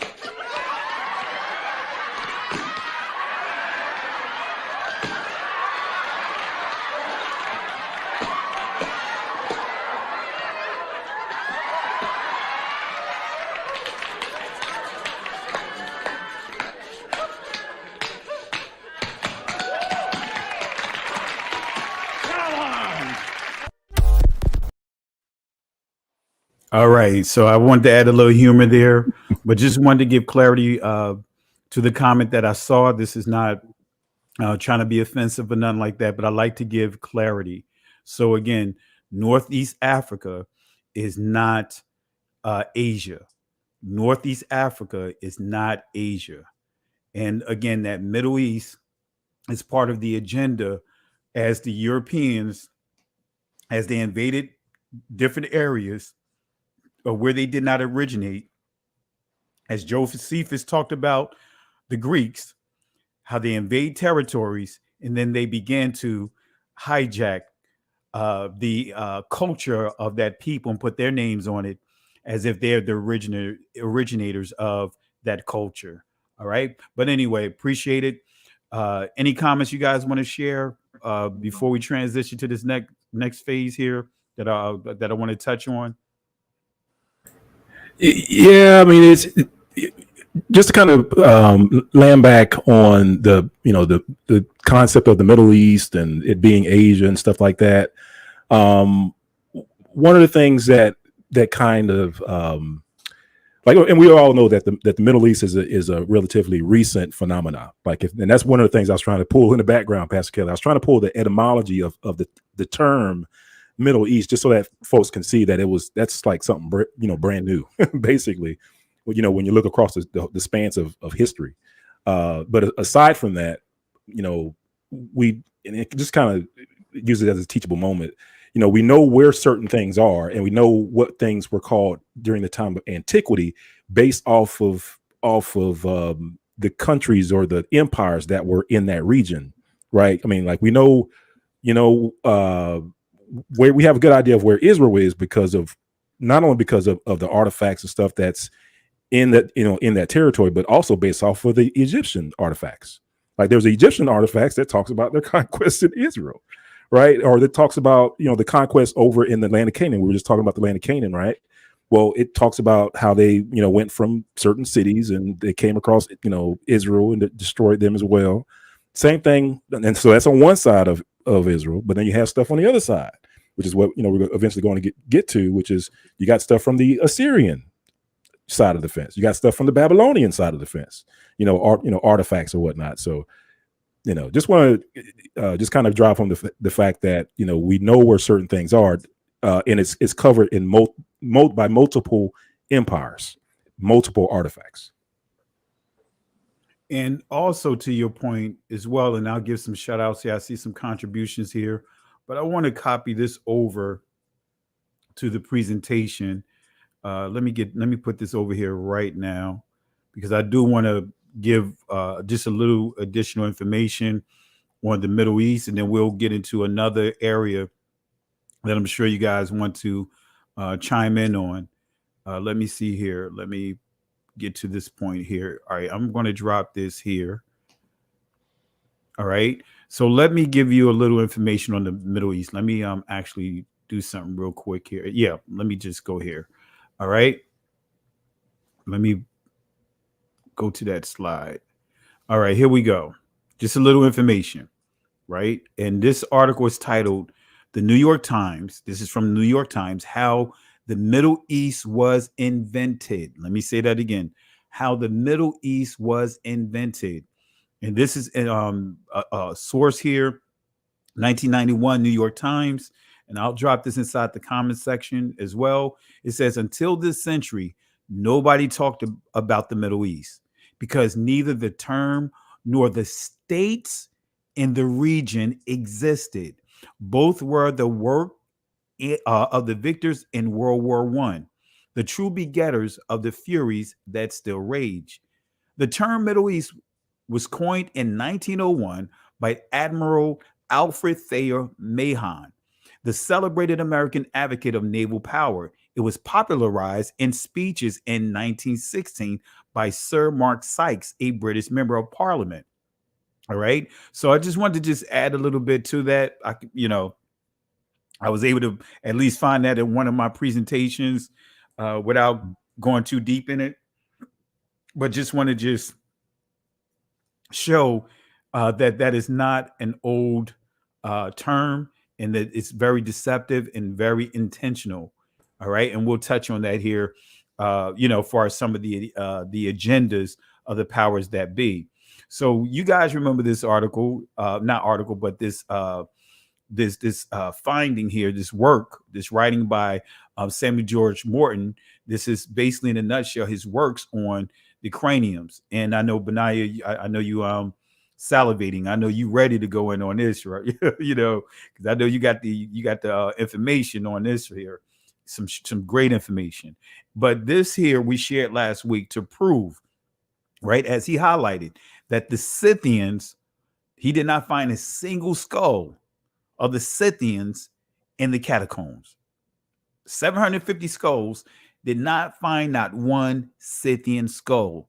Now, the information I bypass is proven that the Scythians are connected to the Kazarians, connected to the Ashkenazis, connected to the Ukrainians, connected to, as you see, Gog and Magog, the Scythian, though they are all part of that Scythian group.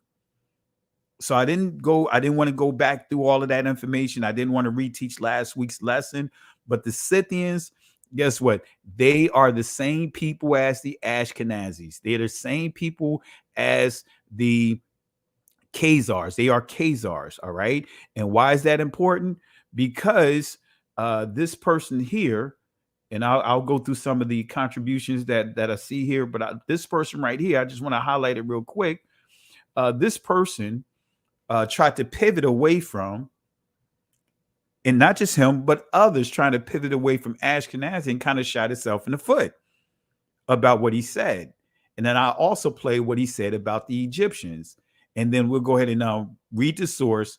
And I have another source that's going to fully support this, but also give you the agenda behind trying to make Egypt Caucasian. All right. So again, it's an agenda, and I want to deal with that here. But this is this person here. I'll play his clip here. This is him. You guys going to know who this person is. This is him explaining how they took the name, how they hijacked the name Ashkenaz or Ashkenazi.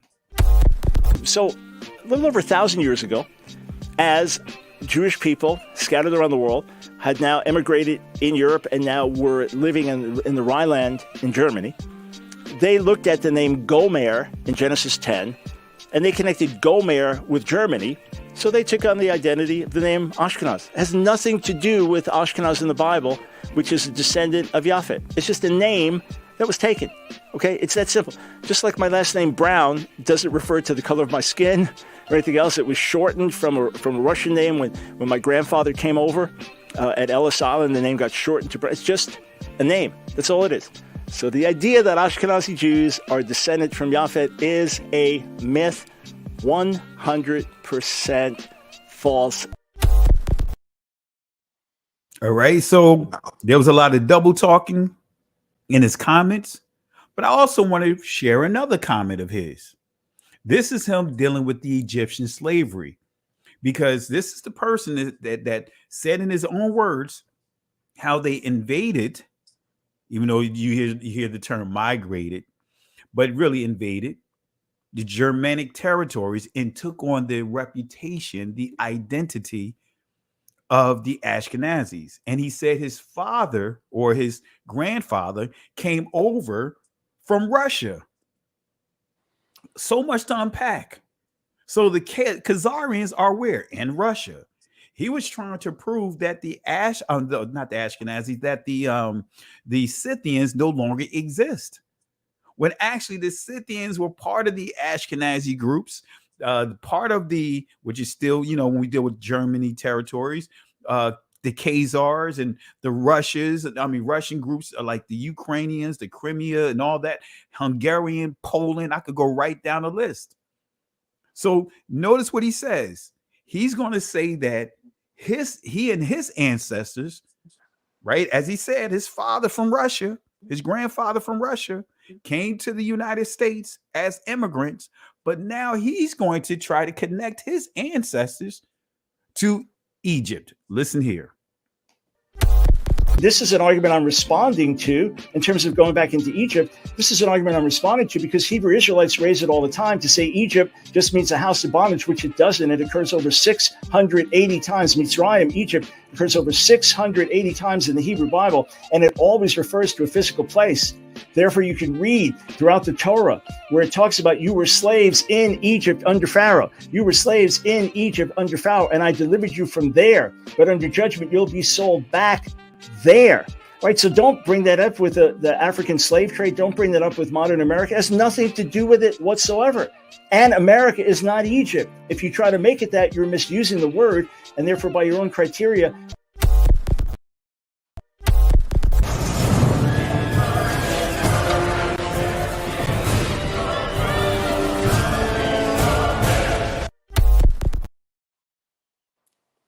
I had to put that look in there because every time I hear him talk, especially have the audacity to tell us how to talk about our history. Now, if it was the shoe on the other foot, we'll be labeled all kinds of names. But for him to have the audacity to tell us how not to read the scriptures, even though he literally misrepresented the text because he's a Messianic Jew per se, right? But he said, guess what? He's saying that Egypt is a physical, literal place. And we could go to the scriptures. I'll just pull it up real quick. You guys know this right here. You guys know scripture. Let me pull it up real quick. And then we'll transition into the text that I have here. Let me pull this up real quick. I thought I had it here. I know I have it here. Revelation chapter 11, verse 8. And their dead bodies shall lie in the street of the great city, which spiritually is called Sodom and Egypt. Now, guess what? This is starting with Israel's territory, our ancestors' land starting with their being labeled spiritual Sodom and spiritual Egypt. And guess what? Spiritual Egypt, wherever we are, wherever our dead bodies are lying in the streets, guess what? United States is a spiritual Egypt under that spirit of Babylon as well. Not just the United States. We could go to other countries. But he had the audacity to try to tell us how to interpret scripture based upon a poor understanding of the text. That's a fact. To try to tell us that Deuteronomy 28:68 is saying that that Israel is going to be enslaved in a literal Egypt all over again. That same Egypt all over again. If that's the case, then the Most High broke his promise. What do you mean by that, Pastor? Because the Most High told Israel as they came out of Egypt, their very first challenge when they was dealing with the water in front of them, that dead end, he said in Exodus chapter 14, verse 13 and 14, fear ye not, stand still, see the salvation of Yahweh. These Egyptians that you see here today you will not see them ever again. In other words, they will not have power over you ever again. The Most High will what? Fight for you, but we have to hold our peace. He would have broke his promise there. In that text, he's saying that the Egyptians will still live, they will still exist, but we are not going back to that physical Egypt as slaves again. In Deuteronomy 28:68, it's what? It's the spiritual Egypt. The bondage of the spiritual Egypt is a perpetual consequence. Anyway, any comments that you guys want to share before we get into the last part of that I want to bring up with the Samuel Morton, and then I'll release you, Benai, because I know you got some great information that you want to share. Pastor Kelly, you played that first clip when Brother Brown said about they took on the name Ashkenazi just to take on the name. Now, I've had the opportunity to fellowship with a Messianic Jewish rabbi who was born in Israel. And if what I found out, names are so important. So why would you take on a name of the only son that was called a Gentile? Why? I mean, for a rabbi to say, we just took the name, it didn't make sense. I mean, that's just common sense. Yeah, it was funny because I was waiting for him to say, "Yeah, don't be bringing that black stuff around here." Yeah. I was kind of waiting for him to finish that off, but yeah, Pascal. What I was trying to do in the background, I was trying to find that. I found part of it that science DNA report that showed the founder group of the Ashkenazis. Remember, because it showed the two groups, and yeah, I think I have I had it in one of my presentations. You want me to see if I could get it? Yeah, I got it here. Let me see if I can. I have it in PDF form. It may not show. And while you're doing that, I'll just give some shout outs real quick. Okay. All right. My apologies. I see some additional contributions here. Enkos, excuse me if I'm butchering your name. Enkos Cosby says, brothers, love both of your work. I tried to get your cousin Benaiah to testify before the Black Caucus, Georgia Black Caucus, concerning reparations with no answer. Wow. Are either of you interested? Info at reparations push. Absolutely. Absolutely. There you go. Absolutely. We more, man, definitely. So let me put up this other banner. And actually I'll drop it inside the chat as well. My email address, and Benaiah, feel free if you want to drop yours as well. But I'm going to drop this in the email address. My email, direct email here. Let me put it here.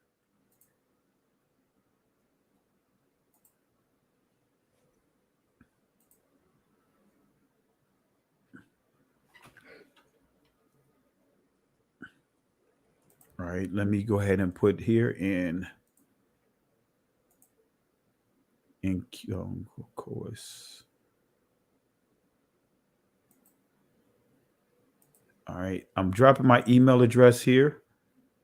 All right, I put that inside the chat. But let me give some other shout outs here. But thank you. We definitely would be we'd be honored to go before the Black Caucus and definitely be willing to share our thoughts on reparations. Definitely. That's without question. All right, let me see here. We also have Lisa Jackson, who gave us a contribution here tonight. Isn't that that's why the current day ish or name stealers can't get a DNA test? It will prove who they are. Absolutely, they're suppressing that. They have to get a court order. They can't do like us, here, dealing with 23andMe or Ancestry or some of the other DNA groups that are testing groups. They can't do that. They need a court order. All right. So I believe that's part of it. All right. Let's see here. But thank you for the love and support. Thank you for the contributions. Also, want to give shout outs to Arctic Sun. Thank you for the love and support and contributions.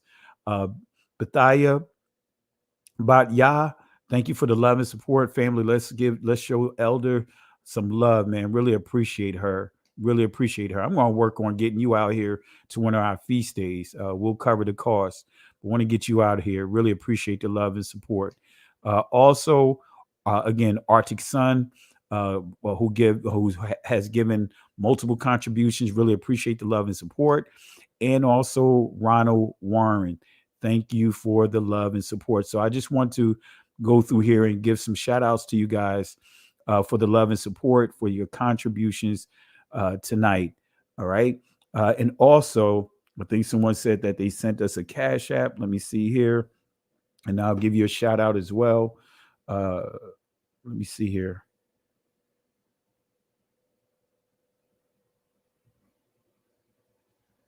I want to say shout outs to my cousin. I see a Cash App from my cousin, but I don't see any Cash Apps outside of my cousin. So I'm not sure for the person that posted that they sent the Cash App. So I'm not sure, but the Cash App is posted inside the chat. But really, again, thank you for the contribution. Let me make sure that is correct. Yeah, that's correct. That is the correct Cash App. I want to make sure I didn't put the wrong Cash App information. But again, thank you, family, for all the love and support. Really appreciate it. All right. So let's go ahead and get into it. Benai, you had something to share with the DNA before I get into the cranium? Yeah, I think I found the PDF. It's on the stage. I don't know if you want to share. All right. Let me go and bring that out here. Let's see here. Yeah, and this was what we were talking about before, and that is like there's been a study that has been done. This is like one of those big studies where they found the founder group of current day Ashkenazis, and this is the name of the study, right? And basically, when you go through it, family, they kind of isolate the founder group, or separate the founder group into two groups. They said, hey, all Ashkenazis today come from these two founder groups, and one of the founder groups comes from what they call, you can see it here, I don't know if you can see my mouse or not, but Eastern Europe. And of course, when you look up Eastern Europe, what the definition of that, within this study, it's talking about Russia. It's talking about the Caucasus Mountains region. And then the other thing that I've done in this study is that you can kind of dig down into the study and actually look at the data sets. So they're pulling their ancient DNA, from a pool of specimens that they got from that region. And what they've done is that they've then taken that ancient DNA and they've listed it in an Excel spreadsheet. And that's another thing. I apologize for being kind of quiet, but I'm in the background. I'm clicking and trying to find stuff. So I was trying to find the Excel spreadsheet, but I couldn't find it in time. But so there's an Excel spreadsheet of all the ancient specimens, and within that Excel spreadsheet, they show you the haplogroup, the Y haplogroup of each specimen. And what I wanted to show you was that a majority of those specimens, is either R1b1a or J, I forget, it's like J2 something. But basically, those the specimens that the Ashkenazi are tied to or traced back to, within this study, comes from, and I know this is as far as I can zoom in. I apologize, family, but right here where you see my mouse, this is the Caucasus Mountains, right? And right here you'll see it says R1b, and this, I know it's real small, but it's M269. M269 is one of the groups, one of the DNA haplogroups in the founder group of the Ashkenazi. So what that means is that per DNA, the founder group, the home place of part of the Ashkenazi is here. It's in the Caucasus Mountains. And also the other group that was in there, I believe it's M26J. You see right here where it says J1 or J2F, but in the back it says M267 or M26 or M2, M267. I don't know why I'm struggling with that, but that's one of the other groups that's within that report. So per that report, I don't know if they intended to do it or not. More than likely, they probably didn't intend to do it, but per that report, We didn't create it, but per that report, this confirms the home place of the Ashkenazi. So basically, what Dr. Brown was saying is not supported by DNA, right? It's not supported by this report. Aman, you hit it right on the nail. You hit it right on the nail. Really, really appreciate it, Benaya. I mean, and family, please make a note of the sources that are being shared, because these are some great, valuable information that he's sharing here, and this will help you articulate the truth to your loved ones, to friends, and so forth. So it's imperative for you guys to make note of this, and this is some great information that Benaya is sharing here tonight. So, Berean, did anything that you have want to share in conjunction with what Benaya just shared, Berean scholar? I'm watching this map, and all the thing that came to mind is Brother Cat Williams. He's from the depths of the Caucasus Mountain. That's a Caucasoid. It's when you show these, and that's what I love about you show these resources. That would open my eyes. You can't deny this. This is a DNA map that shows what they saying is not true, and what people say. We take it on these names because it was just a name. Nah, your DNA says different.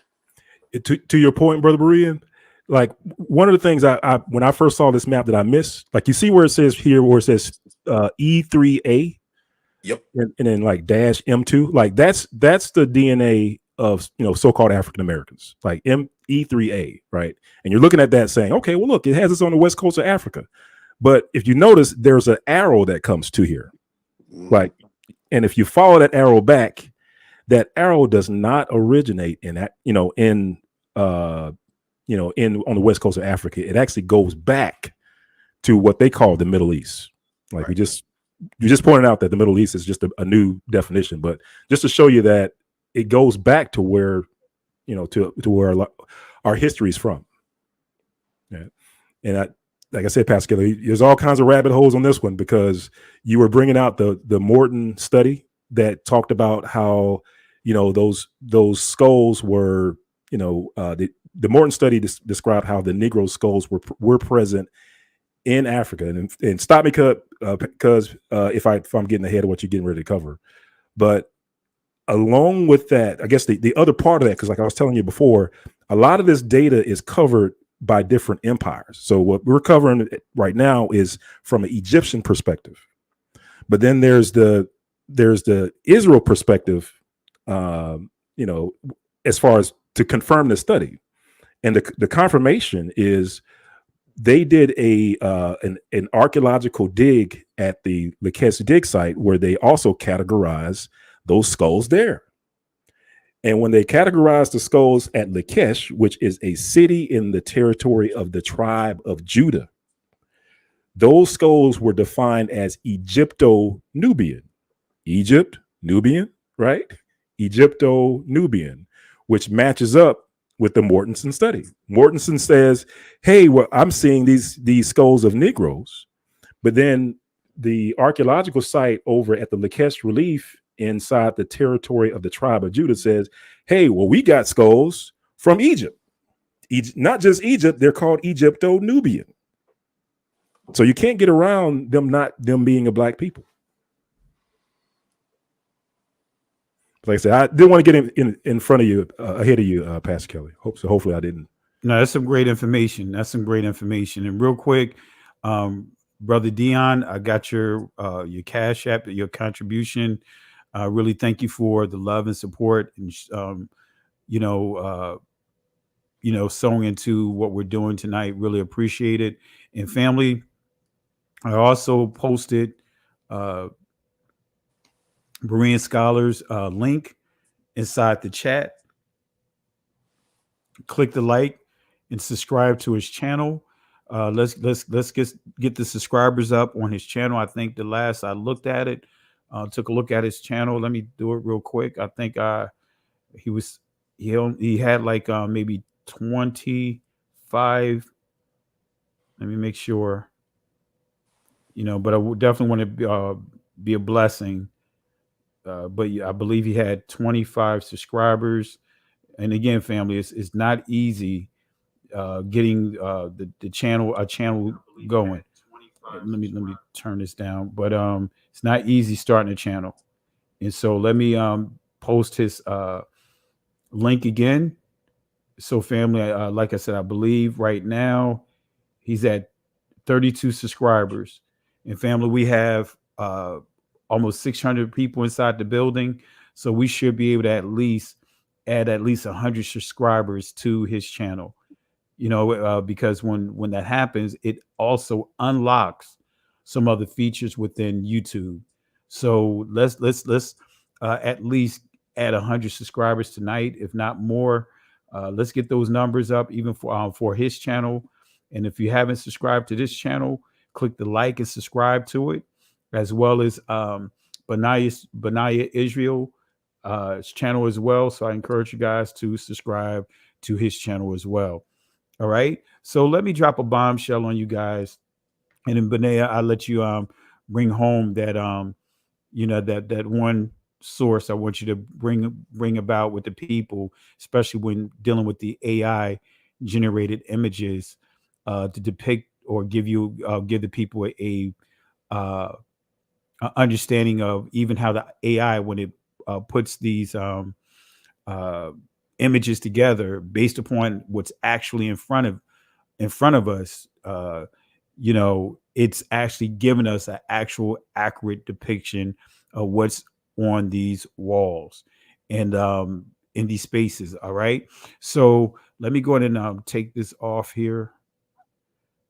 All right. So let me share some. You guys remember, this is where we dropped a major nugget last week. Right. This is coming from Samuel Morton, and this is tying into what Benaiah had went through with the DNA when he mentioned about Samuel Morton with the craniums.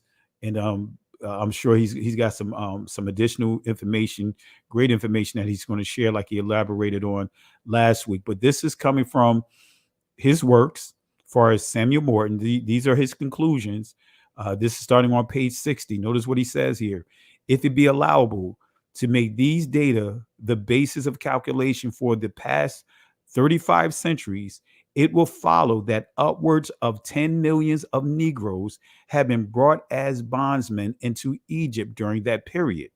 He goes on to say the vast influx of Negroes into the valley of the Nile must necessarily have left its impressions on the physical traits of the Egyptians themselves in modern times. Now, keep in mind, when you're dealing with this timeline, right, the people of that time, right, when we get into this date here, they viewed everything that had every culture, every civilization of dark melanated people, right, in Africa, they viewed them as, if it's anything that's what they consider to be civilized, that's where you get the word civilization, then that civilization come from them. Right. And so what he's saying here, that the Egyptians, right, look like them, but because of us being all over the land, we left our impressions on them. That's what he's saying here. So the vast influx of Negroes into the valley of the Nile must necessarily have left its impressions on the physical traits of the Egyptians themselves in modern times, as seen in the Copts and in more distant periods, as proven by the Negroid heads, in which both the configuration and expressions are too obvious to be mistaken. But it may be inquired, how does it happen that Negroes or their descendants should be found in the catacombs if they constituted a menial or slave caste in Egypt? So he's asking this question: how is it possible that he see our ancestors who was enslaved in 1844, the transatlantic world war? How is it that he see, based upon his findings, based upon his analysis, how is it that he's seeing the same skulls in the catacombs, those skulls, the same skulls that's in those catacombs, 750 craniums that he tested? How is it? He said, wait a minute, these are slaves in Egypt. And I'm seeing the same craniums among the Negroes who's enslaved in 1844. So he says Negroes or descendants should be found in the catacombs if they constituted a menial or caste or slave caste in Egypt. But on page 66, he says Negroes were numerous in Egypt, but their social position in ancient times was the same that it now is, that of servants and slaves. So he makes it clear that we were scattered all through Egypt, just like Exodus chapter 1 says that Israel was all through, scattered all through Egypt. We were very numerous. We grew, right? So he's confirming that. But here's the kicker here. He goes on to make it clear that the Negroes were enslaved in Egypt. But Samuel Morton also made it clear that not a single skull from the Scythians were discovered in ancient Egypt. He makes this clear. Excuse the typo here, but he makes it clear not a single skull of the Scythians are found, or the Scythians are found in this territory. Notice this, what he says. This is the very next bullet.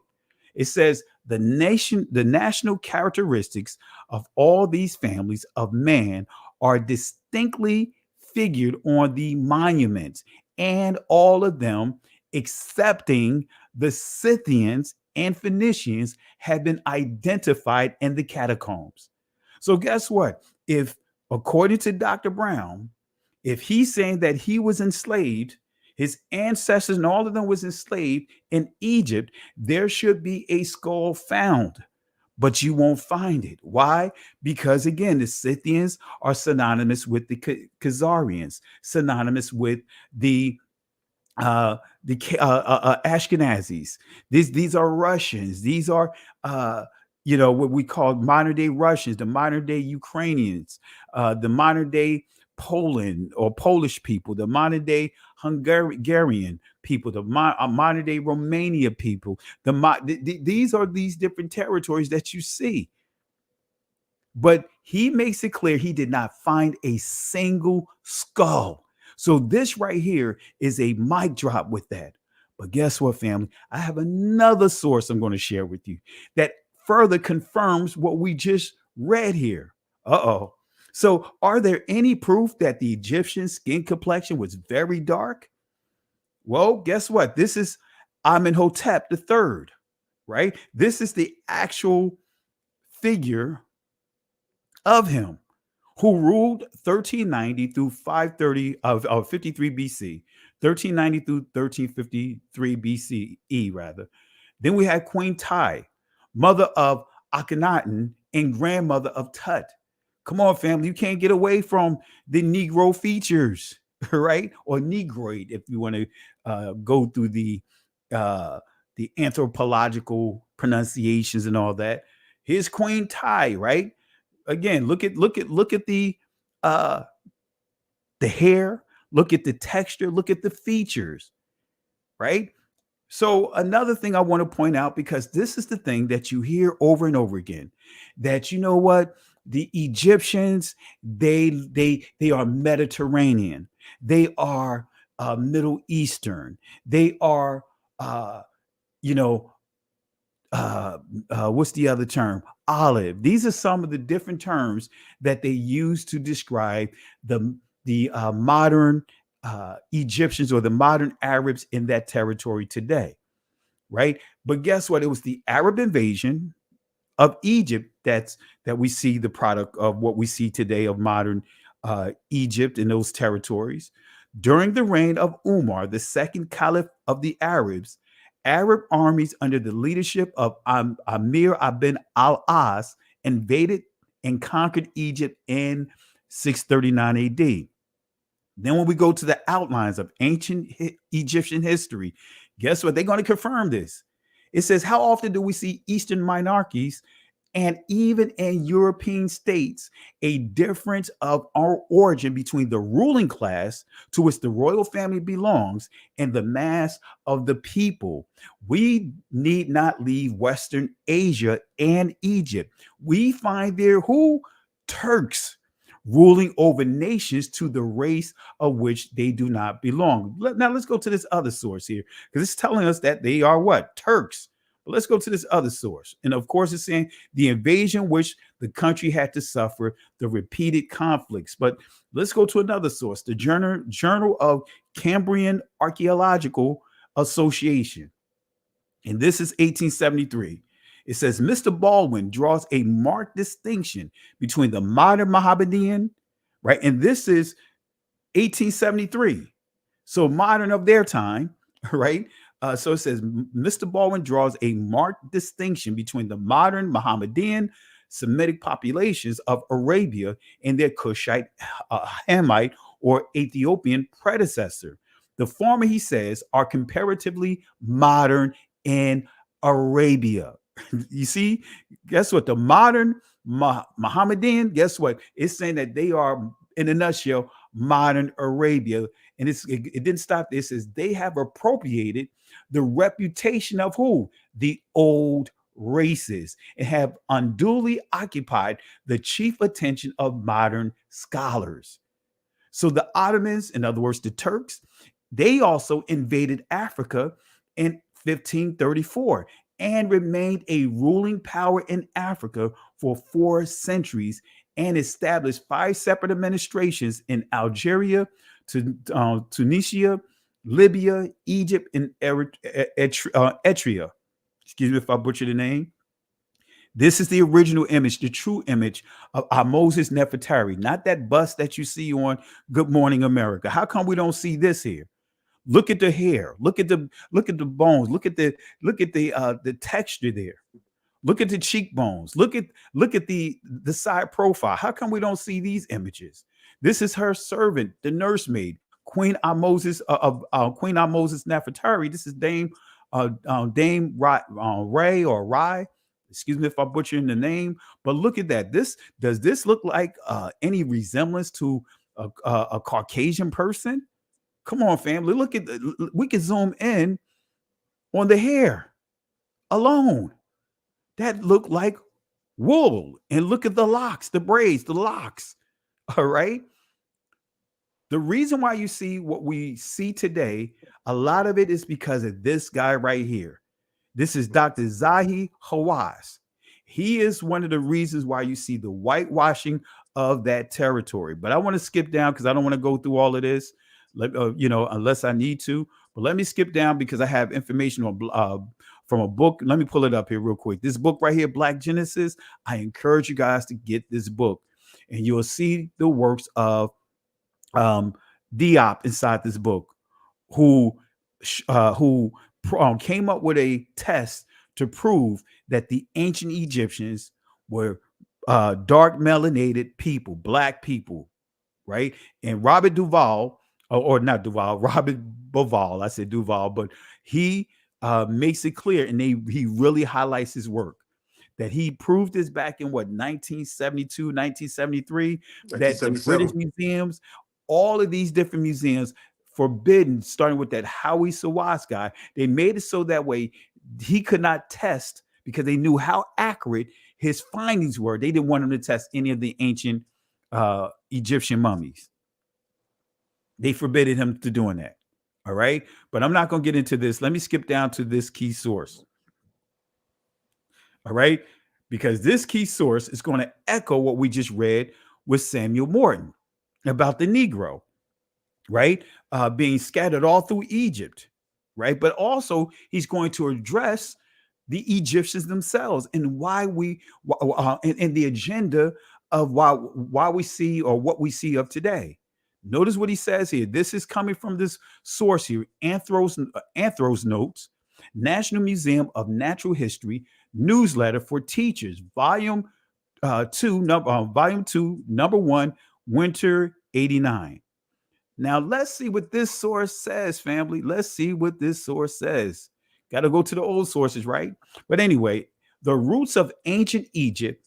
Who were the ancient Egyptians? Should the origins of their magnificent achievements be sought in the Middle East or in Africa? Were they themselves white or black? These questions have been disputed by scholars since the beginning of written history, and that's an absolute lie, right? It's just once they began to invade the territories, then that became a discussion because of the confusion that they interpolated in all these areas. Most recently, anthropological studies of human remains from Northeast Africa, together with new archaeological evidence from Egypt and Nubia, offer us a new understanding of Egyptian origins in which Africa played the major role. But didn't stop there. Let's go to this other section here, right? Africa and Egypt, pre-1945 views. Let's see what they say in this source. It says, Africa and Egypt, pre-1945 views, early writers described the Egyptians as dark-skinned and woolly-haired, in other words, Herodotus, with origins and or close ties to the ancient peoples and cultures of Ethiopia, right? It goes on to say here, Diodorus of Sicily and Strabo, excuse me if I'm butchering these names, but it says in the 18th century, ancient Egyptian civilizations was rediscovered by who? By travelers, and it says in plunders from Europe, whose views of the ancient Egyptians was drawn largely from Egyptian art. Now we know how they began to modify and manipulate the Egyptian art. In the absence of scientific archaeology or a code for deciphering hieroglyphic writings, after viewing the undamaged profile of the Sphinx, notice what it says about this French author. It says, which the French author de Volney described as Negro in all its features. So it said the Sphinx was described as being a Negro in all of its features. I didn't get a chance to put another source in here that I used in the past, going to some actual sources dealing with Napoleon, highlighting how Napoleon shot down the nose of the Sphinx and other statues. But nevertheless, said described, let's go back here. It says, after viewing the undamaged profile of the Sphinx, and it says, which the French author de Volney describes as Negro in all its features, he wrote, just think that this race of black men, today our slave and the object of our scorn, is the very race to which we owe our arts, sciences, and even the use of speech. Now, of course, he's referring to, of course, at that time, our ancestors was enslaved. He was referring to them as being related to the Egyptians. So let's not make it a big deal of him mistaking us for the Egyptians, because we proved that Moses was mistaken for an Egyptian. He passed for Egyptian. Joseph passed for an Egyptian. We see Paul, we proved, passed for an Egyptian. Joseph, Miriam, and Christ, guess what, hid in Egypt. So let's not take this way out of left field, but he is saying in a nutshell that the ancient Egyptians look just like us. It says in that time, our ancestors who were enslaved, he said, just think that this race of black men today, our slave and the object of our scorn, is the very race to which we are it says, which we owe our arts, sciences, and even the use of speech. Just imagine, finally, that it is in the midst of peoples who call themselves the greatest friend of liberty and humanity that one has approved the most barbarous slavery and questioned whether black men have the same kind of intelligence as whites. That's what this French guy wrote in 1787, family. And I'll highlight another thing of the source, but I want to go ahead and give Benaiah and Berean Scholar opportunity to chime in. I'll start with you, Berean Scholar, and then I will go ahead and let you chime in as well, Benaiah. I will bring up one more source just to reiterate or reinforce a point that he made that was made inside the source that I'm reading from. That source was a mic drop, brother. I don't know if you heard me. I forgot my mic was on because I'm patting my feet because I was getting excited about it, and I woke up my son in the next room. He came in and looked, but that's us with a mic drop. Wow. Man, did he drop a mic? Drop a bomb inside this here? Yes. I mean, the ancient Israelite were black,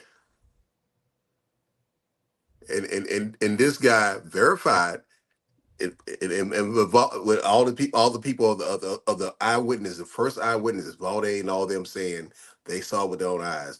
This Sphinx is just it's the mountains of evidence that people just want to turn a blind eye to. Yeah. I mean, when I say it's just to your point, a mountain of evidence, but unfortunately, we see the powers of those communities at manipulating, in that slow game, that long game of manipulating our approach to even the Egyptians now. And this is why family in this awakening, I know we have some brothers and sisters that want to disassociate themselves with Africa. In other words, those that they believe, when they say Africa, they believe in they're dealing with Hamitic people. When you start doing that, you leave room of opportunity for the very people that have contributed to our enslavement. You give them the opportunity to exploit, Right. because then they're not getting any kickback. They're not getting any pushback to what they are doing. So guess what, family? We cannot allow them to move the needle with any of these groups because it's going to ultimately affect us, no matter how much we look at it. So I appreciate it, Berean Scholar. Anything else before I let Benaiah chime in? Oh, that's great. Thank you, and thank everybody for their graciousness and visiting my channel. Thank you. I'm on. Benaiah, anything you want to share here? Did you have another reference? Like I said, I didn't want to step on what you're doing. All right. Well, let me share this real quick. Let me stop this screen share here real quick. And I want to share something else here. Let me do something real quick. And then I'll let you further pick up the mic and drop it a few times. All right. Let's see here. Let me give you a page 2. This is only the first 2 pages of this source that I'm reading from. Let me see here. Where is it? All right, here we go. All right, can you guys see my screen? Yes. All right, so what I'm going to do, let me zoom in. This is a paragraph I want to highlight here, but let me highlight that paragraph real quick. Let me see here. Oh.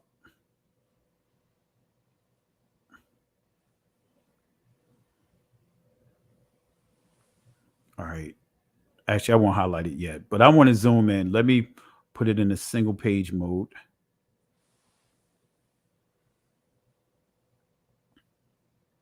All right. Now I'm going to zoom in. Right. And let's see what it says on page 2. Right. Notice I'm going to read the second paragraph. All right. Why is it doing that here?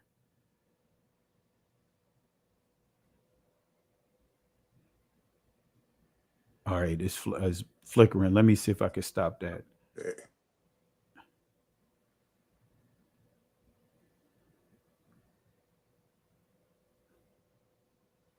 All right. Let's see if I can zoom in this way.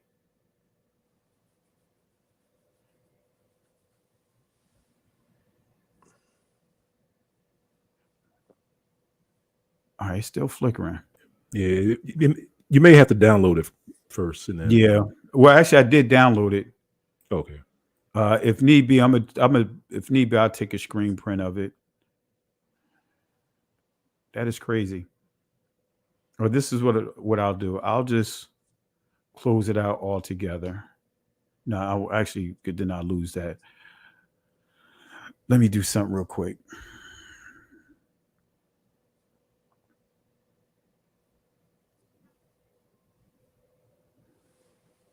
All right. Looks like that stopped it from flickering, zooming out a little bit. But I'll just read this here real quick. I'm going to read the second paragraph here, guys. I was trying to zoom in so you guys can read along, but it says here, right? It says, in the 19th and 20th centuries, scholars attempted to exclude African cultures and Africans themselves from the origins of Egyptian civilizations. Within 10 years of 1829, the Champollion, I can't see that, Champollions, excuse me if I butchered, or Capolians, however you pronounce it, own brother attributed the achievements of ancient Egypt to a separate race of reddish-brown skinned Moors, who he considered a variant of the white race. You see that, Benaiah and Berean, you see how you see what they're doing here? Yeah.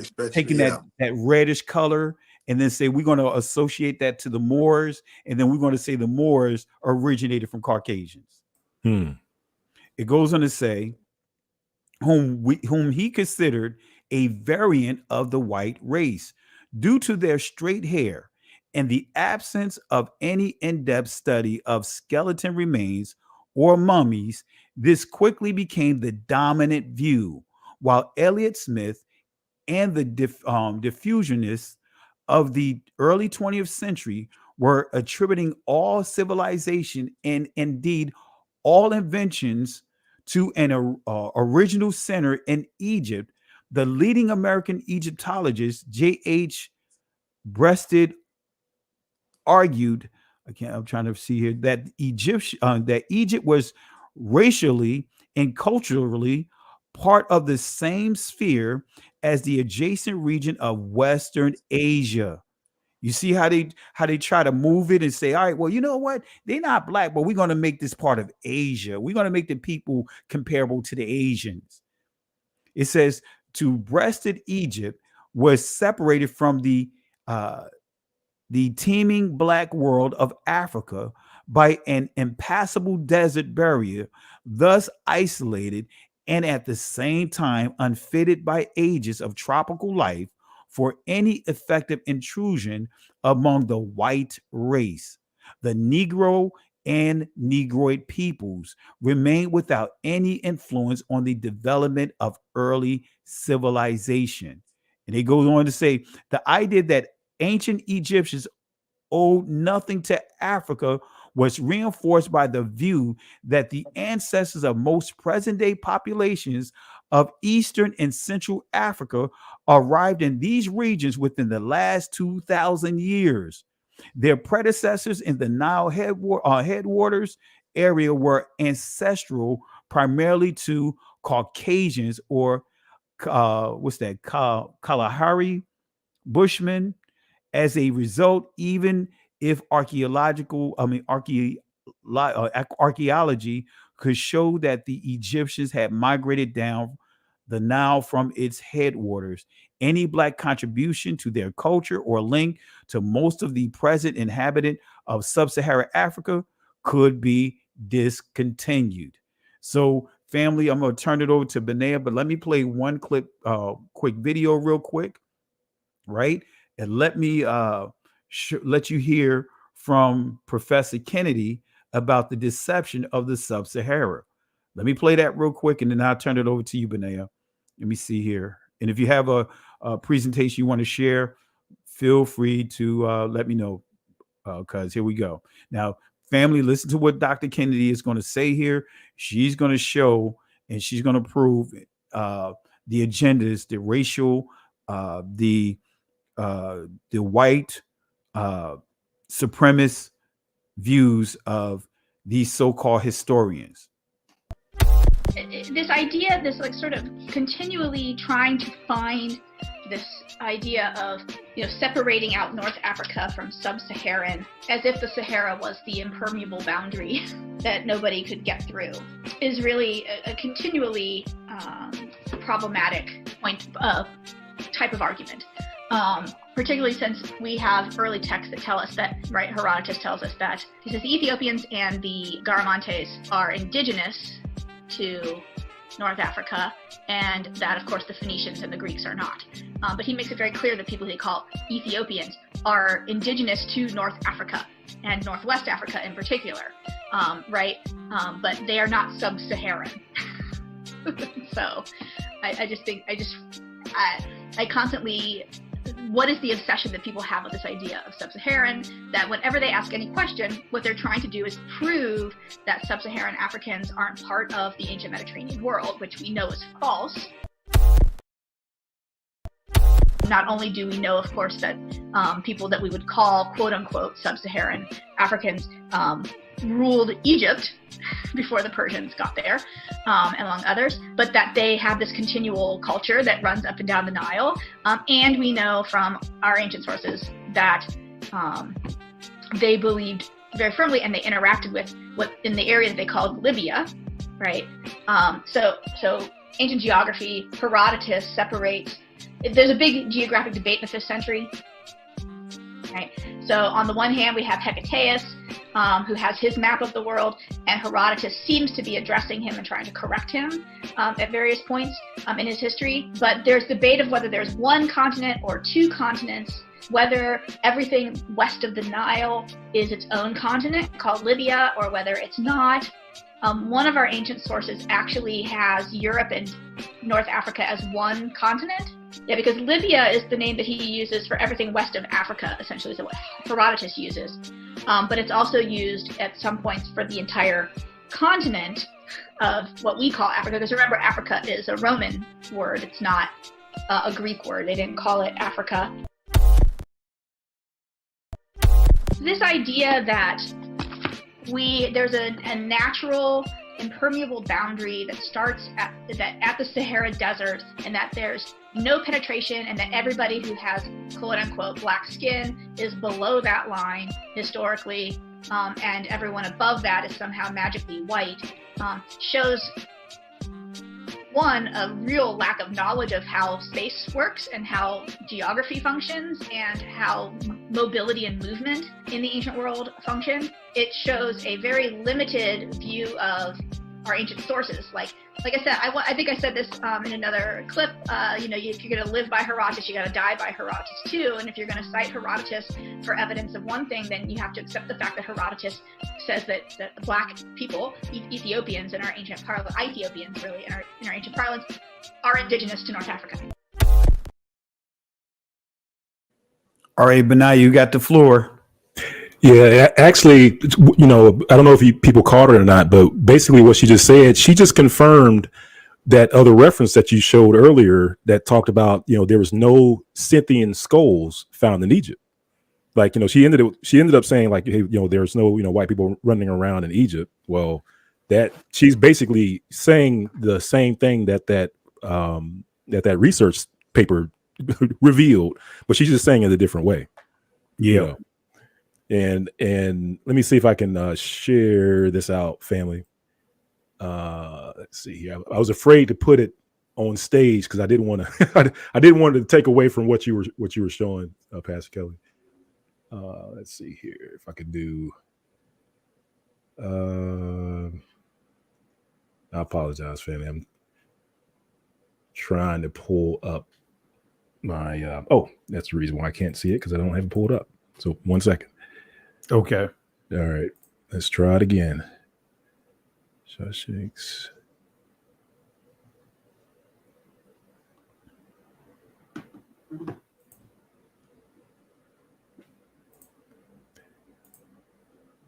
Yeah, what I'm trying to do. Yeah, don't share that one out just yet, Pastor Kelly. What I'm trying to do, I'm trying to share. I have like some pictures on the screen. Okay. I thought I saw an image disappear. Let's see here. Let's see, thumbnails. All right. How about now? There we go. I think I have it. I see. You want me to share it? Yes, please. Okay. All right. So just to kind of put it into simplistic terms, family. So, think about Egypt, right? So we were talking about how the evidence is sprinkled, the evidence of who we are and what people look like is sprinkled through, many different territories, civilizations, different places on the map. And oftentimes they confirmed or validate, validate each other. Like, so far, we've been showing you primarily sources that focus primarily on Egypt, right? So, showing that the people in Egypt were black, showing that the skulls in Egypt were black, showing that the hieroglyphics in Egypt were black, showing that the Pharaoh and the Sphinx, all that stuff, pointing to a melanated people. So we have all that evidence, focused on Egypt, showing that they were black. But what I want to show you, family, is I want to show you this just from a different perspective that's going to point back to Egypt, and that is so over in Israel, in the city of Lachish. And actually, let me see if I can advance my slide or these pictures a little bit. So this is just what you're looking at is a picture of Israel, right? And if you can see my mouse, hopefully it's showing up. But this is the city of Lachish, and you can see it's right next to what they're calling Jerusalem. And we'll go with what they have here on the map as far as that being Jerusalem, but I believe it's a little bit south of where this one is. I think it's a little bit down here. But in any case, you see where Lachish, even in the scriptures, family, Lachish was a neighboring city of Jerusalem. It was very close to Jerusalem, and it was in the kingdom or the territory of Judah. So this is Judah that we're talking about. And why is this important? Well, because when you're talking about DNA, family, when you're looking at like ancient DNA, like DNA they're able to extract from old bones and archaeological sites, there is a blackout when it comes to DNA from the south side of Israel, like from the southern territory of Israel. They're not publishing those DNA results, and we have an idea why. Because if they did, you would match. Like, that's why when you take your ancestry.com, 23andMe, all these different, DNA tests that you're taking, that's why primarily this territory doesn't come up. Why? It's because that ancient DNA is not published, right? So because it's not published, we have to use different things to confirm that we were there in that, in this region. One of the things, family, that we can look at is skulls, the study of cranial analysis. And Lachish is one of those sites, one of those archaeological sites where there is like over 1,000 skulls that's associated with an event that occurred in the scriptures. So in the, what we call the Old Testament, King Sennacherib was warring against the territory of Judah, right? Against the southern kingdom. And he was on his way to Jerusalem, but as he was coming to Jerusalem, he stopped off and first conquered the city of Lachish. And this event was commemorated because after he conquered Lachish, he didn't necessarily conquer Jerusalem, because this is where you have, King Hezekiah, he prays before the Most High. Most High answers him and sends the Assyrians packing back to Assyria. And once they get back to Assyria, they commemorate this great event, and they create this stone monument where they depict the whole battle and all this stuff on the wall. And this is what's called the Lachish relief. And today it's stationed in the London Museum. But there's all kinds of evidence, family, that points to Israel being a black people that's associated with the Lachish. And one of the things a couple of things I want to show you, family, is, so what are you looking at on the screen? Like, these are screenshots from Lachish, right, of that Assyrian relief. And this is the Assyrians depicting the people that they just fought against, that they just captured. So this is firsthand eyewitness testimony that you're looking at, family, in what I call high definition. And as you can see, the first thing you'll notice is that, well, hey, look at their hair. It's nappy, woolly hair, right? It's not the long stringy hair with the little Goldilocks rolls coming down on each side. These are it's the hair texture of the Negro. I call it little baby Afro Duncan Kyrie, pictures of Kyrie on the wall. And that's what you see. So, and maybe you're thinking, well, okay, well, at least if anything, you can walk away from this picture. Even a 2-year-old can see that, okay, they have nappy woolly hair. Okay, but maybe they're white nappy woolly haired people. Because like when you're dealing with this stuff, family, you gotta corner people with the evidence, right?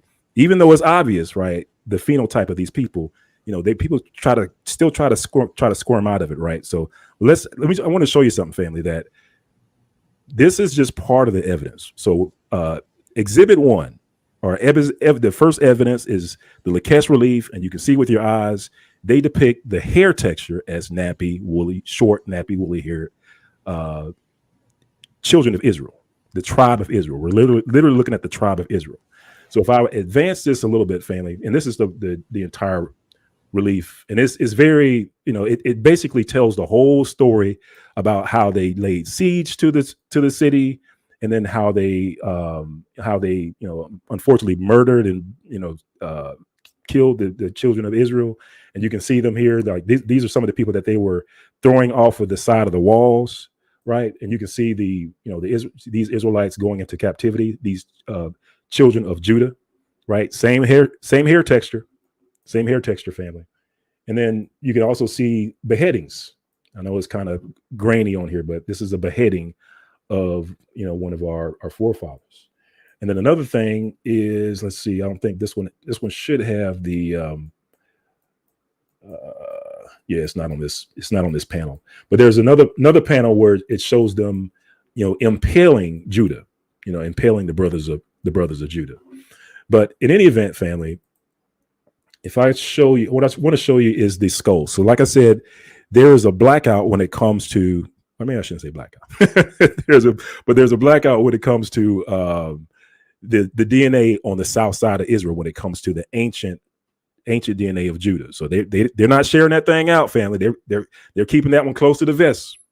But they messed up because they went and started sharing the skulls. So they did an analysis on the skulls. And when you look at the skulls, there's a couple of things you have to keep in mind. And there's this term called dolichocephalic. And basically it's the shape of the skulls. Like so-called African Americans, people from Africa, dark-skinned, melanated people, our skulls are termed dolichocephalic. And it has to do with how long the skull is. And you'll see it's called like a cephalic index, or they'll just call it an index. And so our cephalic index is a number, right? And so that number is usually below 75, like 75 below. That's black folks. That's dark melanated people. That's like sub-Saharan. Well, I won't even say sub-Saharan African. We'll just say that's African people. Like index from 75 and below, or below 75. And then, like you can see here on the Britannica.com, or the Britannica, it says the index between 75 and 80. Those are Europeans, right? And it's getting ready to say who's over 80. I didn't capture that part of it. But at the very least, family, if anything, just walk away from here. Just know that when it comes to skulls, like our skulls, typically, like this is just a generalization. This doesn't cover everybody in the sun. We know that there's exceptions. But in general, our skulls are called dolichocephalic, and the index value is below 75. 75 and below. Why is that important? Well, when they took a look at the Lakesh relief, they did an excavation. There was probably, roughly like 1,500 skulls that they were able to exhume. And when they took a look at those skulls, they discovered that those skulls were 74. They had a cephalic index of 74.3. You see, it says the mean cephalic index of the male Lakesh series skulls is 74.3. That's black, family. That is black. Not only that, they also compared the skulls with other people. And this is why this report's so funny, because it says like the cephalic index for the male Lakesh series of skulls is 74.3, which can be supposed to correspond to a value of about 76.3 in the living. So basically they're comparing those old skulls to the new skulls, and they're noticing the difference. And they're saying, well, it's supposed to match the people that's living there now, but the old skulls are 74.3. Y'all's is like 76.3, which is European. You're in the European range. But then it says the latter is decidedly less than the mean of one series of Arabs. So it's even the Lakesh skulls it's even lower than the Arabs, and rather less than the Jewish means. Let me say that again. Rather less than the Jewish means. So that what that's saying, family, is that the skulls of Judah in Lakesh doesn't match the Jewish skulls. It does not match the Jewish skulls according to this scientific report. This is another mic drop. And it says, and particularly identical with that for the Arabs measured by Wissenberg. And this is kind of, they're kind of fudging it a little bit, because you can see Wissenberg up here, and then you can see the cephalic index is 76.2, and no, that doesn't match 74.3. 76, that's in the European range. 74, that's in the black range. So they're kind of stretching the truth a little bit. But basically, like I said, just want to show you that when they looked at the skulls, and it's one of those things where if you believe a lie long enough, you're going to believe it, but then that's going to cause you some problems when you start coming across the truth. So let me just forward a little bit here. I just want to show you a couple of things, family. So this was talking about that skulls, dolichocephalic, between 70 and 74.9. Again, that's talking about the African skulls. And this is a write-up from another report where it says, the evidence suggests quite clearly that the Lakesh people were derived principally from a population of Upper Egypt. Now, this ties back to what my cousin Pastor Kelly was just talking about.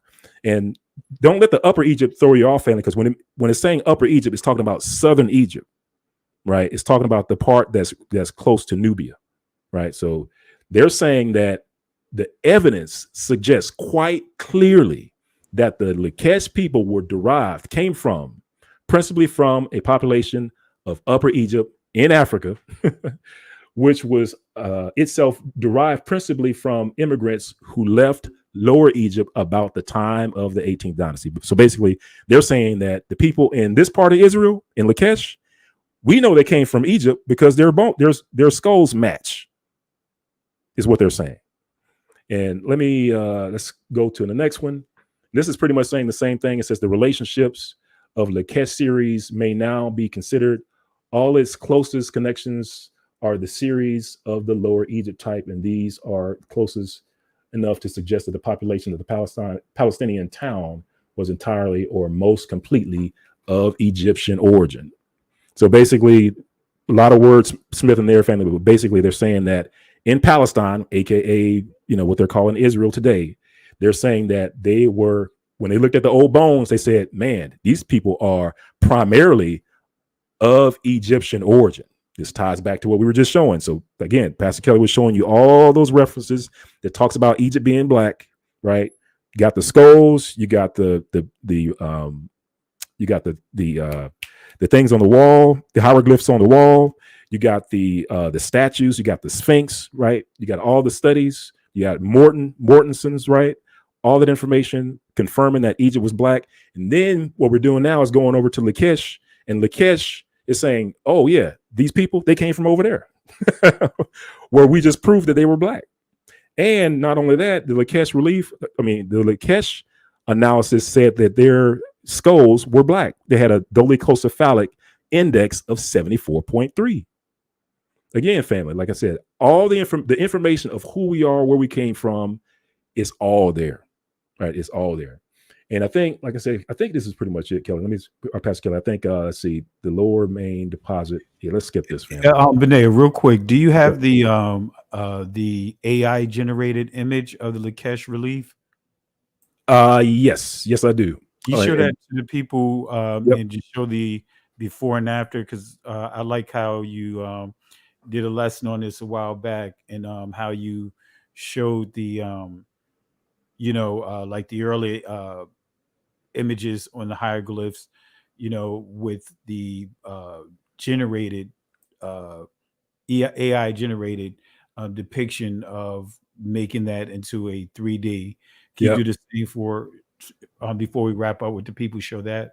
Yeah, I apologize. I say I think that's it, but it's actually the next couple of slides. I got the AI stuff here.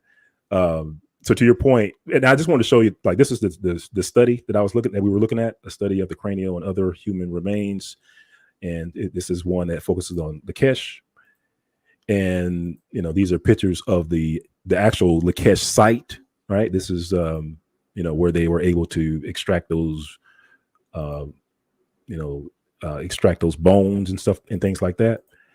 And to Pastor Kelly's point, so this is the Lakesh relief, right? And this is what you're taking a look at. This is actually in the London Museum today. And these are, it's a little bit of 3D going on, but for the most part, these are flat, 2D images. And what we did with this is that, to Pastor Kelly's point, we did the same thing that we did with Egypt, that we asked AI to, hey, make these things 3D. If these people were around today, who would they, what would they look like? And these are the AI generated pictures, what you're seeing on the screen. So again, short, nappy hair, right? And as you can see, these look like our people. These look just like our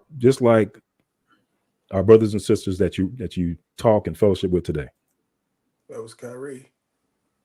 Yep, that's Kyrie. Just put a basketball in his hand. That's it.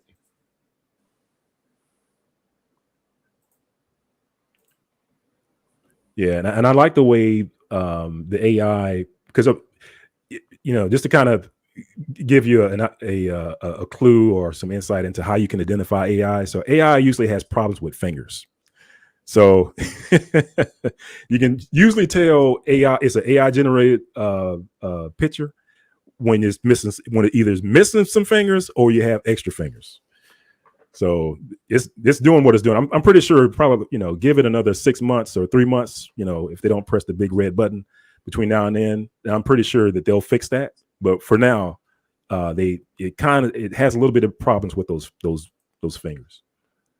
Like even this guy, he has 3 on this one, and he has the right amount on the other one. But still, you can see, family, when AI takes a look at it, they say, oh, okay, well, this is what they would look like.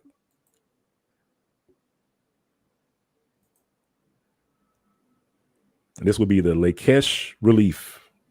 The Leish relief. We were there. We were there.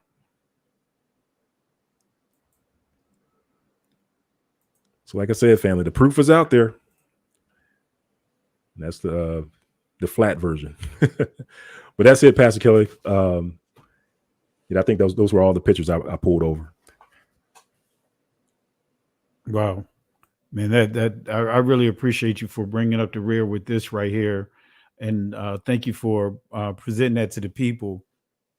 And family, we gave a lot of information tonight, and I encourage you guys to go back over and watch the video, share the video, because that also helps, knock down that the suppression by way of the algorithms. The more you share, and also the more that you click that like and subscribe, that helps the video tremendously. And I think right now we have 362 likes. Let's see if we could get those numbers up to 400 likes before we conclude. We have more than enough people here to get that done. And let me see here. Also, I want to encourage you guys again to subscribe to, let me put his channel up in here. Subscribe to, let me make sure I get his channel up here, but subscribe to Berean Scholar. Berean Scholar, did you want to share anything before we get ready to wrap up here? I am always I always call you guys the dynamic duo. I'm always blown away with the information you drop, and I long for each word, because to me it's to be in the dark so long.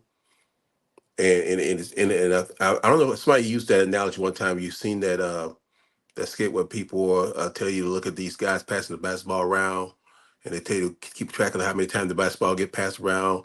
And while they're doing that, there's a gorilla that walks through, but you don't see that because you focus on what they tell you to look at. Mm.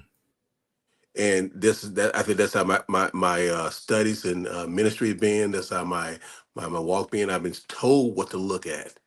While right there in front of me, that gorilla was walking back behind them, and I didn't see it. But we were there. And I thank you guys for sharing this information and giving us the foolproof documents and credit the resources that we can go back and check ourselves to see that it was there. Absolutely, and that's key. Is confirm the sources, Yes. family. Confirm the sources. Actually, family, I accidentally. That's not the. Let me do it again. For some reason, I put a different link that was already in my clip, what you call it, clipboard, went out. So that's not what I wanted to send out. That's a clipboard to the DNA being forbidden in Israel. And let me change that. I was trying to put your channel. I was trying to post that real quick. Let me see here. Let me see here. I'm just trying to bring it up real quick. And just want to encourage everyone to subscribe to his channel. All right, let me share it now. All right. So right now he's at 52 family. We should be able to get him over that 100 hump easily. I'm going to drop his link inside the channel right now. Let me do it again. That's not the correct link that I posted. Here's the correct link. All right. Let me just put it here. Let's see. I'm typing correct link.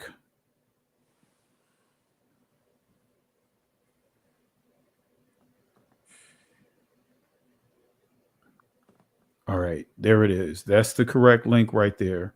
So I encourage you guys, subscribe to his channel. Let's get his channel going. Again, family, it's not easy to start these channels, and he started his from scratch, and he's already put some well edited videos, high quality information.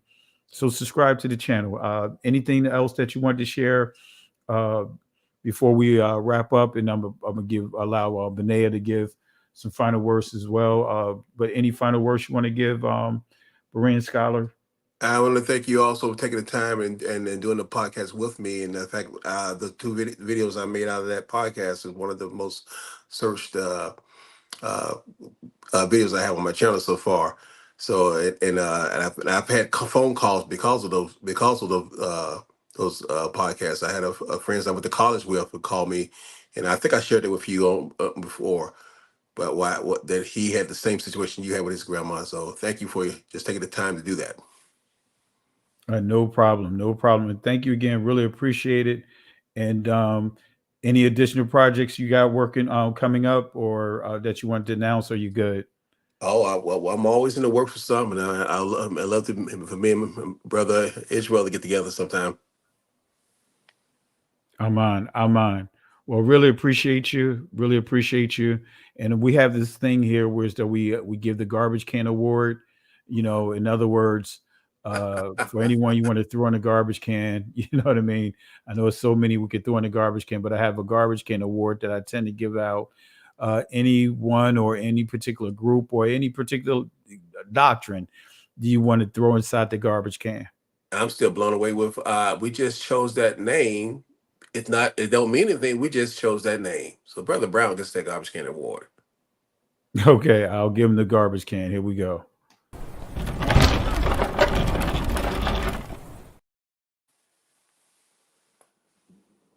All right. But now you got the floor. But thank you, Berean Scholar. We will definitely connect. If not tomorrow, let's connect early in the week. Okay. Definitely. Thank you, brother. All right. Yeah, blessings. Have a great night. Yeah, you have a good night, Brother Berean Scholar. Yeah. Thank you, sir. Yeah. But yeah, and it's funny because you pointed out Dr. Brown's comment about even the last name Brown. Like, yeah, no, we just picked that. It was short. It's like, no, Brown is actually a Sephardic Israelite name. So, and of course, because Brown actually did refer to to the person's color.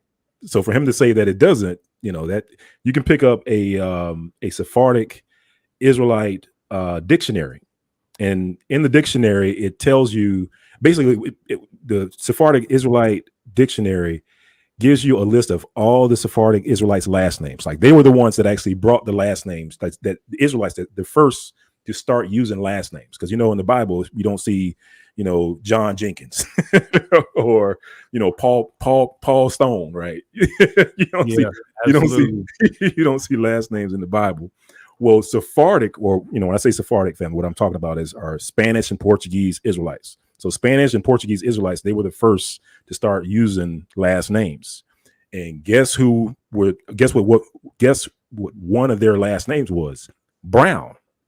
And like I said, you can confirm this when you look into a Sephardic Israelite dictionary of last names, and you'll see Brown in there. And actually, it'll also tell you that, whenever you see brown or black or something like that, it literally was talking about their color. So Dr. Brown is going against what's described in the dictionary. Anyway, but yeah, Pastor Kelly, the information you brought out was awesome. I think, hopefully Miss Picard, our family, was able to see that the information is in multiple places. Like, we were able to show you that the information that is not just in Egypt, but this information that's in Egypt also corroborates or confirms the information that's in Israel. Like in this case, we use Lachish to show you that Lachish kept pointing back to Egypt. It kept saying like, all these skulls, and these skulls are from black folks, from Egyptians. They came from Egyptians in Upper Egypt, which is Southern Egypt. So hopefully, like I said, family, hopefully that you kind of learn a little bit from there. And most High willing, we'll bring out some more information. So, but thank you, Pastor Kelly. Thanks for having me on, man. It's always a blessing to hang out with family and friends. So, yeah, thank you, cuz, for allowing me to share some information. And what's interesting too, not just with Dr. Brown, but I believe he's teaching that as well. But many of them are trying to say that they had dark melanated skin. And because of mixing and meshing, now they look the way they look today, with melanin challenged, so to speak. Right. And just a lot of things that are being put out there. Well, I'll just say this real quick, and I'll let you give the garbage can awards. Family, I did a video on it, and Benea got a lot of information on it. When you start dealing with the naturalization laws over there in Britain, one of the concerns they had for the Caucasian Jews versus the Black Jews is that they, with the naturalization law, they required that the Negroes, right, had to mix with Caucasians, right, from within their community. So that way, our people would develop more of a loyalty to them, right, to the Brits, right? But the kicker that they said, and it's in the whole argument, when they dealt with the Caucasians, the concern was that it's like telling an Englishman to marry, an English woman. Said it's not going to make a difference. They still going to look the same. But if you take a Negro and mesh them, then we still going to retain, a distinction. I mean, they even argued that. That's in even the argument of the naturalization laws that they were dealing with when it came to the Jews. That's there. Am I right, Benaya? Yep. So this notion that, okay, you're saying that your skin complexion is because of mixing and meshing, then guess what? Your DNA, your cranium, because we're not dealing with DNA, your cranium, right? Your nasal cavity, all those different markers still should show up in the catacombs. It doesn't. And these are some of the things, family. This is why it's imperative to understand that this, DNA is great. It's great to use, but it's still an ever, how can I put it? Technology that's being adjusted. So, like the scripture tells us, we have to what? Have 2 or 3 witnesses. So when you're dealing with DNA, guess what? We can use the cranium studies to be that second witness to help keep grounded how these DNA technology is ever changing. Like many people, you see them starting to change instead of using E1, B180, coming up with other haplogroups, to purposely confuse this community, our community. So I want to say this again. This is where, all kinds of, I'm going to just call it flat out deception is going to happen. Now, come on, family. How is it that, and I'm just going to be real, and I'll let you give final words, Benea, your the Garbage Can Awards. How is it that every last one of us, pretty much, sons and daughters of slaves, raped by every country, we still able to retain, at least on the average, according to even the DNA statistics, 85%, 80 to 85%? Come on, family. See, that's why I love the scriptures, because Joel chapter 3 makes it clear. The Most High said he's going to what? Give us a blood transfusion, because he know that these other countries is going to rape our community, starting with the Grecians, going to rape our community through enslavement. But he's going to make sure that we remain. Now, come on, family. Every last one of us, you go through your bloodline, you're gonna find you're gonna find a Caucasian somewhere. Because most of us, I'll just put it that way. I'm not gonna say all, but I can tell you most. Now, of course, when we start dealing with the breeding, of course, certain slaves, they wanted to make sure that they, per se, like animals, pure, to maximize and charge more, like when they deal with Mandinga, the Mandinkas, where you get the term Mandingo. So again, family, these are some of the lies that many would try to use, right, to try to justify who they are, to push a certain narrative. But yet they tell us we can't use skin doctrine. Hey, saying that Christ is dark melanated, that he's black per se, that's skin doctrine. But yet you hear them using skin doctrine. That's not even scientific. To say that an entire community going to lose pigmentation, right? Completely lose all resemblance of pigmentation. No, there is a mutation that took place. A deficient, what do you want to call it? Yeah, I'll just say mutation that took place. Yes. Yep. But guess what, family? We are still here, right? We are right here, even in spite of all of that. So I just wanted to make sure, family, there's going to be all kinds of deceptive lies that are going to come out here. Thank you, Shamara, unorthodox. Thank you, the recessive genes. But guess what? We're still here, family. And guess what? You see that we come in all shades, but we're still considered dark, melanated people, regardless of the shades. Guess what? They can't hold that. Anyone that, I'm just going to say, the name stealers can't stake that claim. All right. But I'll turn it back over to you, Benea. I just thought I'd share that, because I'm going to do a video addressing some of this as well. Some of the new things that are being put out there, that we're going to hold what's being said accountable. That's the last thing, many should be trying to indulge in.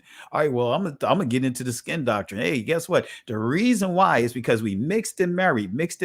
But at the same time, you said that the Jewish community, especially with the Ashkenazis, is only married within. Which one is it? Which one is it? Even though it's documented that each Jewish community, right, they look like the very community that they developed in. In other words, converts. This is why you see a wide range. They have nothing in relation, going back into what? Genetic distances. They have nothing in common but what? Converting by way of a religion.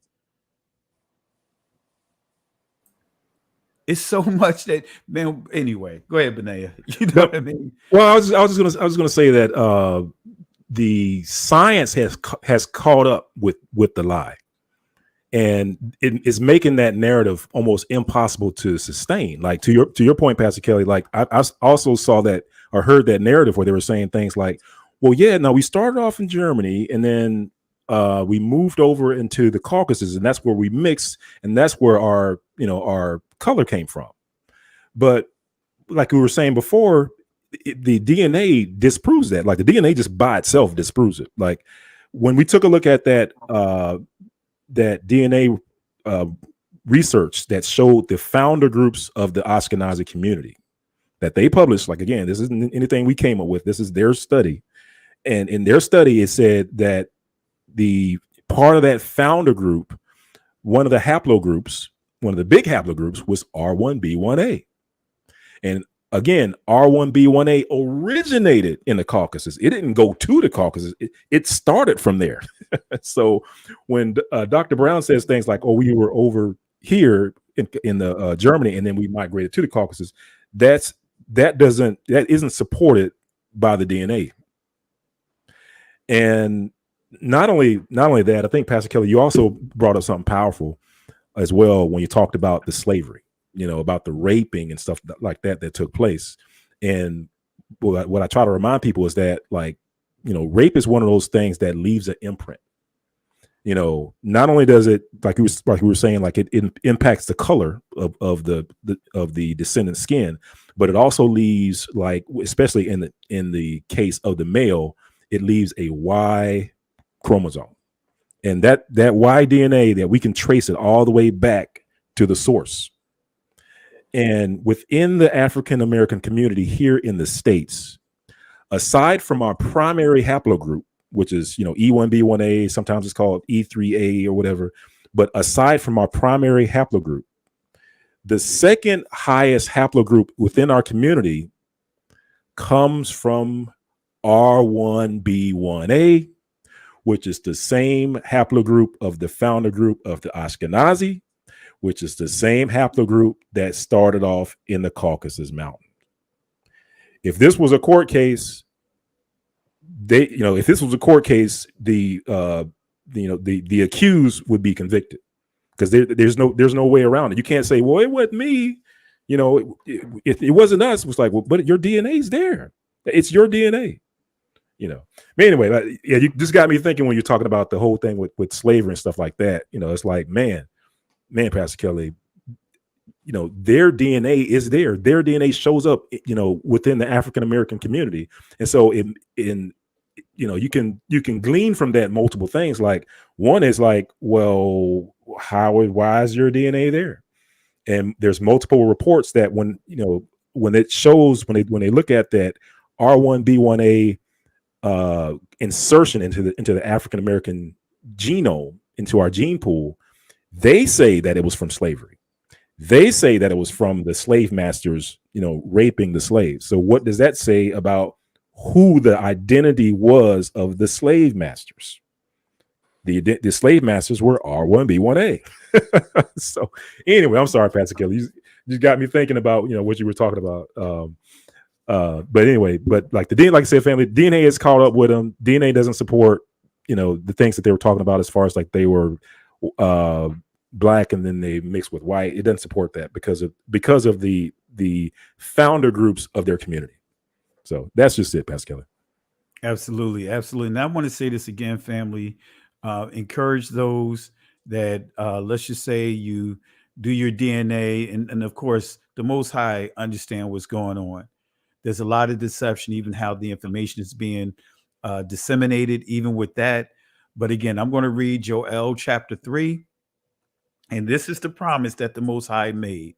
He said this: Egypt shall be desolate, or a desolation, and Edom shall be a desolate wilderness, for the violence against the children of Judah, because they have shed innocent blood in their land. But it says here, but Judah shall dwell forever, and Jerusalem, that's where the remnant of all 12 tribes from generation to generation still transliterates to forever. The Hebrew word you'll see is Iwalam. I'm saying it from the ancient Hebrew pronunciation. Verse 21, for I will cleanse their blood. Let me say that again. For I will cleanse their blood that I have not cleansed, for Yahweh dwelleth in Zion. So the Most High makes it clear that He is going to cleanse our blood, for anything that may be within it. You know what I mean? He's going to make sure that any of because when you do your DNA, guess what? Every last one of us is going to have some portion of the Europeans that have enslaved us, right? You're not going to see 100%. Now, I believe mine, when I put everything together, the numbers and everything, and it's on multiple DNA testing. I mean, I think mine is like 94.4. That's very high. You know what I mean? In consideration. I'm like, wow. You know what I mean? To be at that point, you know that Yah is real. For any one of us to be that high, that tells us that Yah is real. So I'm saying that again. And when it says 94.4 or 5%, that's saying being African. But of course, it lists all the different tribes, the different areas rather, but not getting into all of that. And your DNA is going to say the same thing. If it's going to range. Some of you guys may be 75%, but for the most part, it's going to be above 70% and above for the most part. The Most High said in His word that He's going to cleanse our blood. That's a blood transfusion. So don't get upset if you do your DNA and there's some things that you just don't understand, or you see some stuff that you just don't understand, right? Or it changed, because I can tell you that there is one DNA thing out there that changed on us. Am I right, Benaiah? I ain't gonna mention the name. It still connects us to Israel, but it listed other tribes, and now we don't see those tribes there. And I was like, man, we should have took a screen print, but it still lists us under Israel on one of these particular testing sites. I'm not going to mention the name, but I'm just letting you know. And others have done their DNA, and it's only listing, let's just say, one tribe or two tribes. But it's how can that be if all of them related? So I'm saying all of this to say, be encouraged, and don't allow any of the results have you discouraged and start second guessing and questioning who you are. Aman, anything else, Benaiah, you want to chime in? Because I just want to give that disclaimer, because I know it can be very intimidating, and it could be a shocker for those that may look at that. But the Most High know we as a community have been raped by every community during that time. So the Most High is not going to hold you accountable. Don't fall up into that trick. Oh, wait a minute. We see this inside your blood. Wait a minute. You can control that.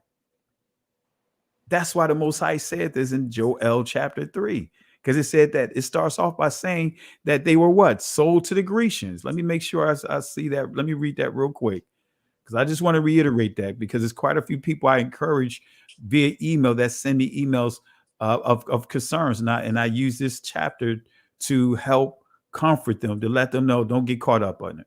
All right. It says here, verse 6, the children also of Judah and the children of Jerusalem. So remember, when we see Judah, that's the southern kingdom. So that's the Benjamites, right? That's the Levites. And that is also Judah, the tribe. Started off with Judah and the Benjamites, and later the Levites connected to them. And then, of course, when we see Jerusalem, this is the remnant of all the tribes. Have ye sold unto the Grecians, that ye might recover them far from their border? And it says, behold, I will raise them out of the place where the ye have sold them, and will return your recompense upon your own head. So the Most High already made it clear. He's going to take care of us, family. He already know what we have gone through. So don't get intimidated by some of these talking points. The whole goal of it is to shed doubt and confusion. All right.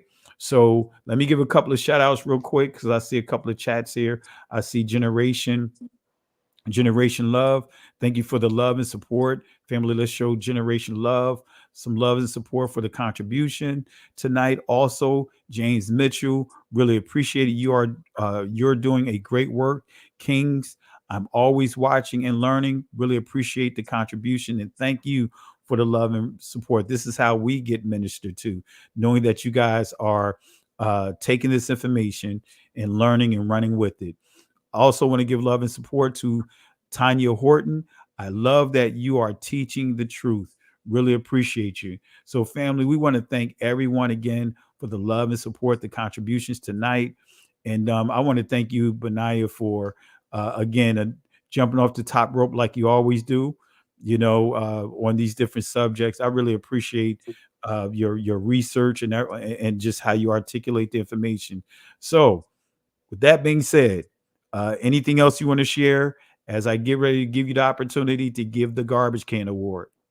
I was just going to say, I was going to put that whole theory about the mixing and the transforming from black to white, and then in the whole narrative about trying to explain away why they weren't black. But in what we talked about before, it's not just a black white thing; it's a black white skull and the skulls, and the fact that the skulls don't match what's there as well. So they're just kind of it falls apart, Pastor Kelly. But I would put that that whole theory, that talking point about about the black being mixed away, and that this explaining the reason why they're white Jews. Absolutely. So we may have to do a video on that, Benaiah. We may have to knock that rumor weed down. Now I'm going back to what's that? The Veggie Tales with my daughters. Rumor weed. So we may have to go Veggie Tales on them. Right?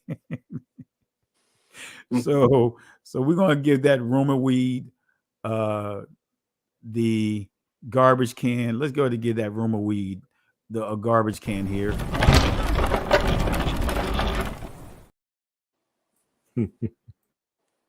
I gotta bring the chair out because you just can't make some of this stuff up. And that chair, man, really looks like it hurts, even though it's a cartoon. Here it is.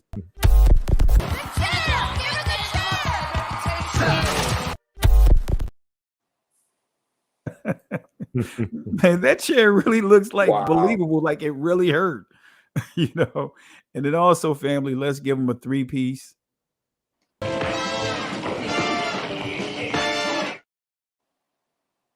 Let's give them their order to go.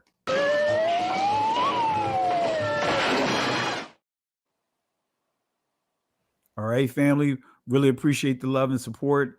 And with that being said, the final words, we're going to just highlight Moses under the instructions of the Most High in Exodus chapter 14, verse 13 and 14. The Most High gave Moses these encouraging words to share with the children of Israel. He told them, "Fear ye not, stand still, see the salvation of Yahweh. These Egyptians that you see here today, you will never have to deal with them again. The Most High will fight for you." But here's the kicker, family.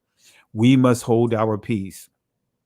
In other words, the word that you would see there, I know many of us would say shalom, while others would say shalom, but which transliterates to it is well, right? In some cases, peace. But we will not see that word in the ancient Hebrew or the Israeli inside the text. What you will see is a word charash, which means be quiet. Can't go back, can't stay here, keep moving forward. Shalom. Listen. Genesis chapter 11 verse 10 explains the genealogy of Shem. Shem was a black man in Africa. If you repeat this back, Genesis 14 verse 13, Abraham steps on the scene. Being a descendant of Shem, which is a fact, means Abraham too was black. Abraham, born in the city of a black man, called Nimrod, grandson of Ham. Ham had 4 sons. One was named Canaan. Here, let me do some explaining. Abraham, Isaac was Jacob had 12 sons, for real, and these were the children of Israel. According to Genesis chapter 10, these were the children of Israel. According to Genesis chapter 10, these were the children of Israel.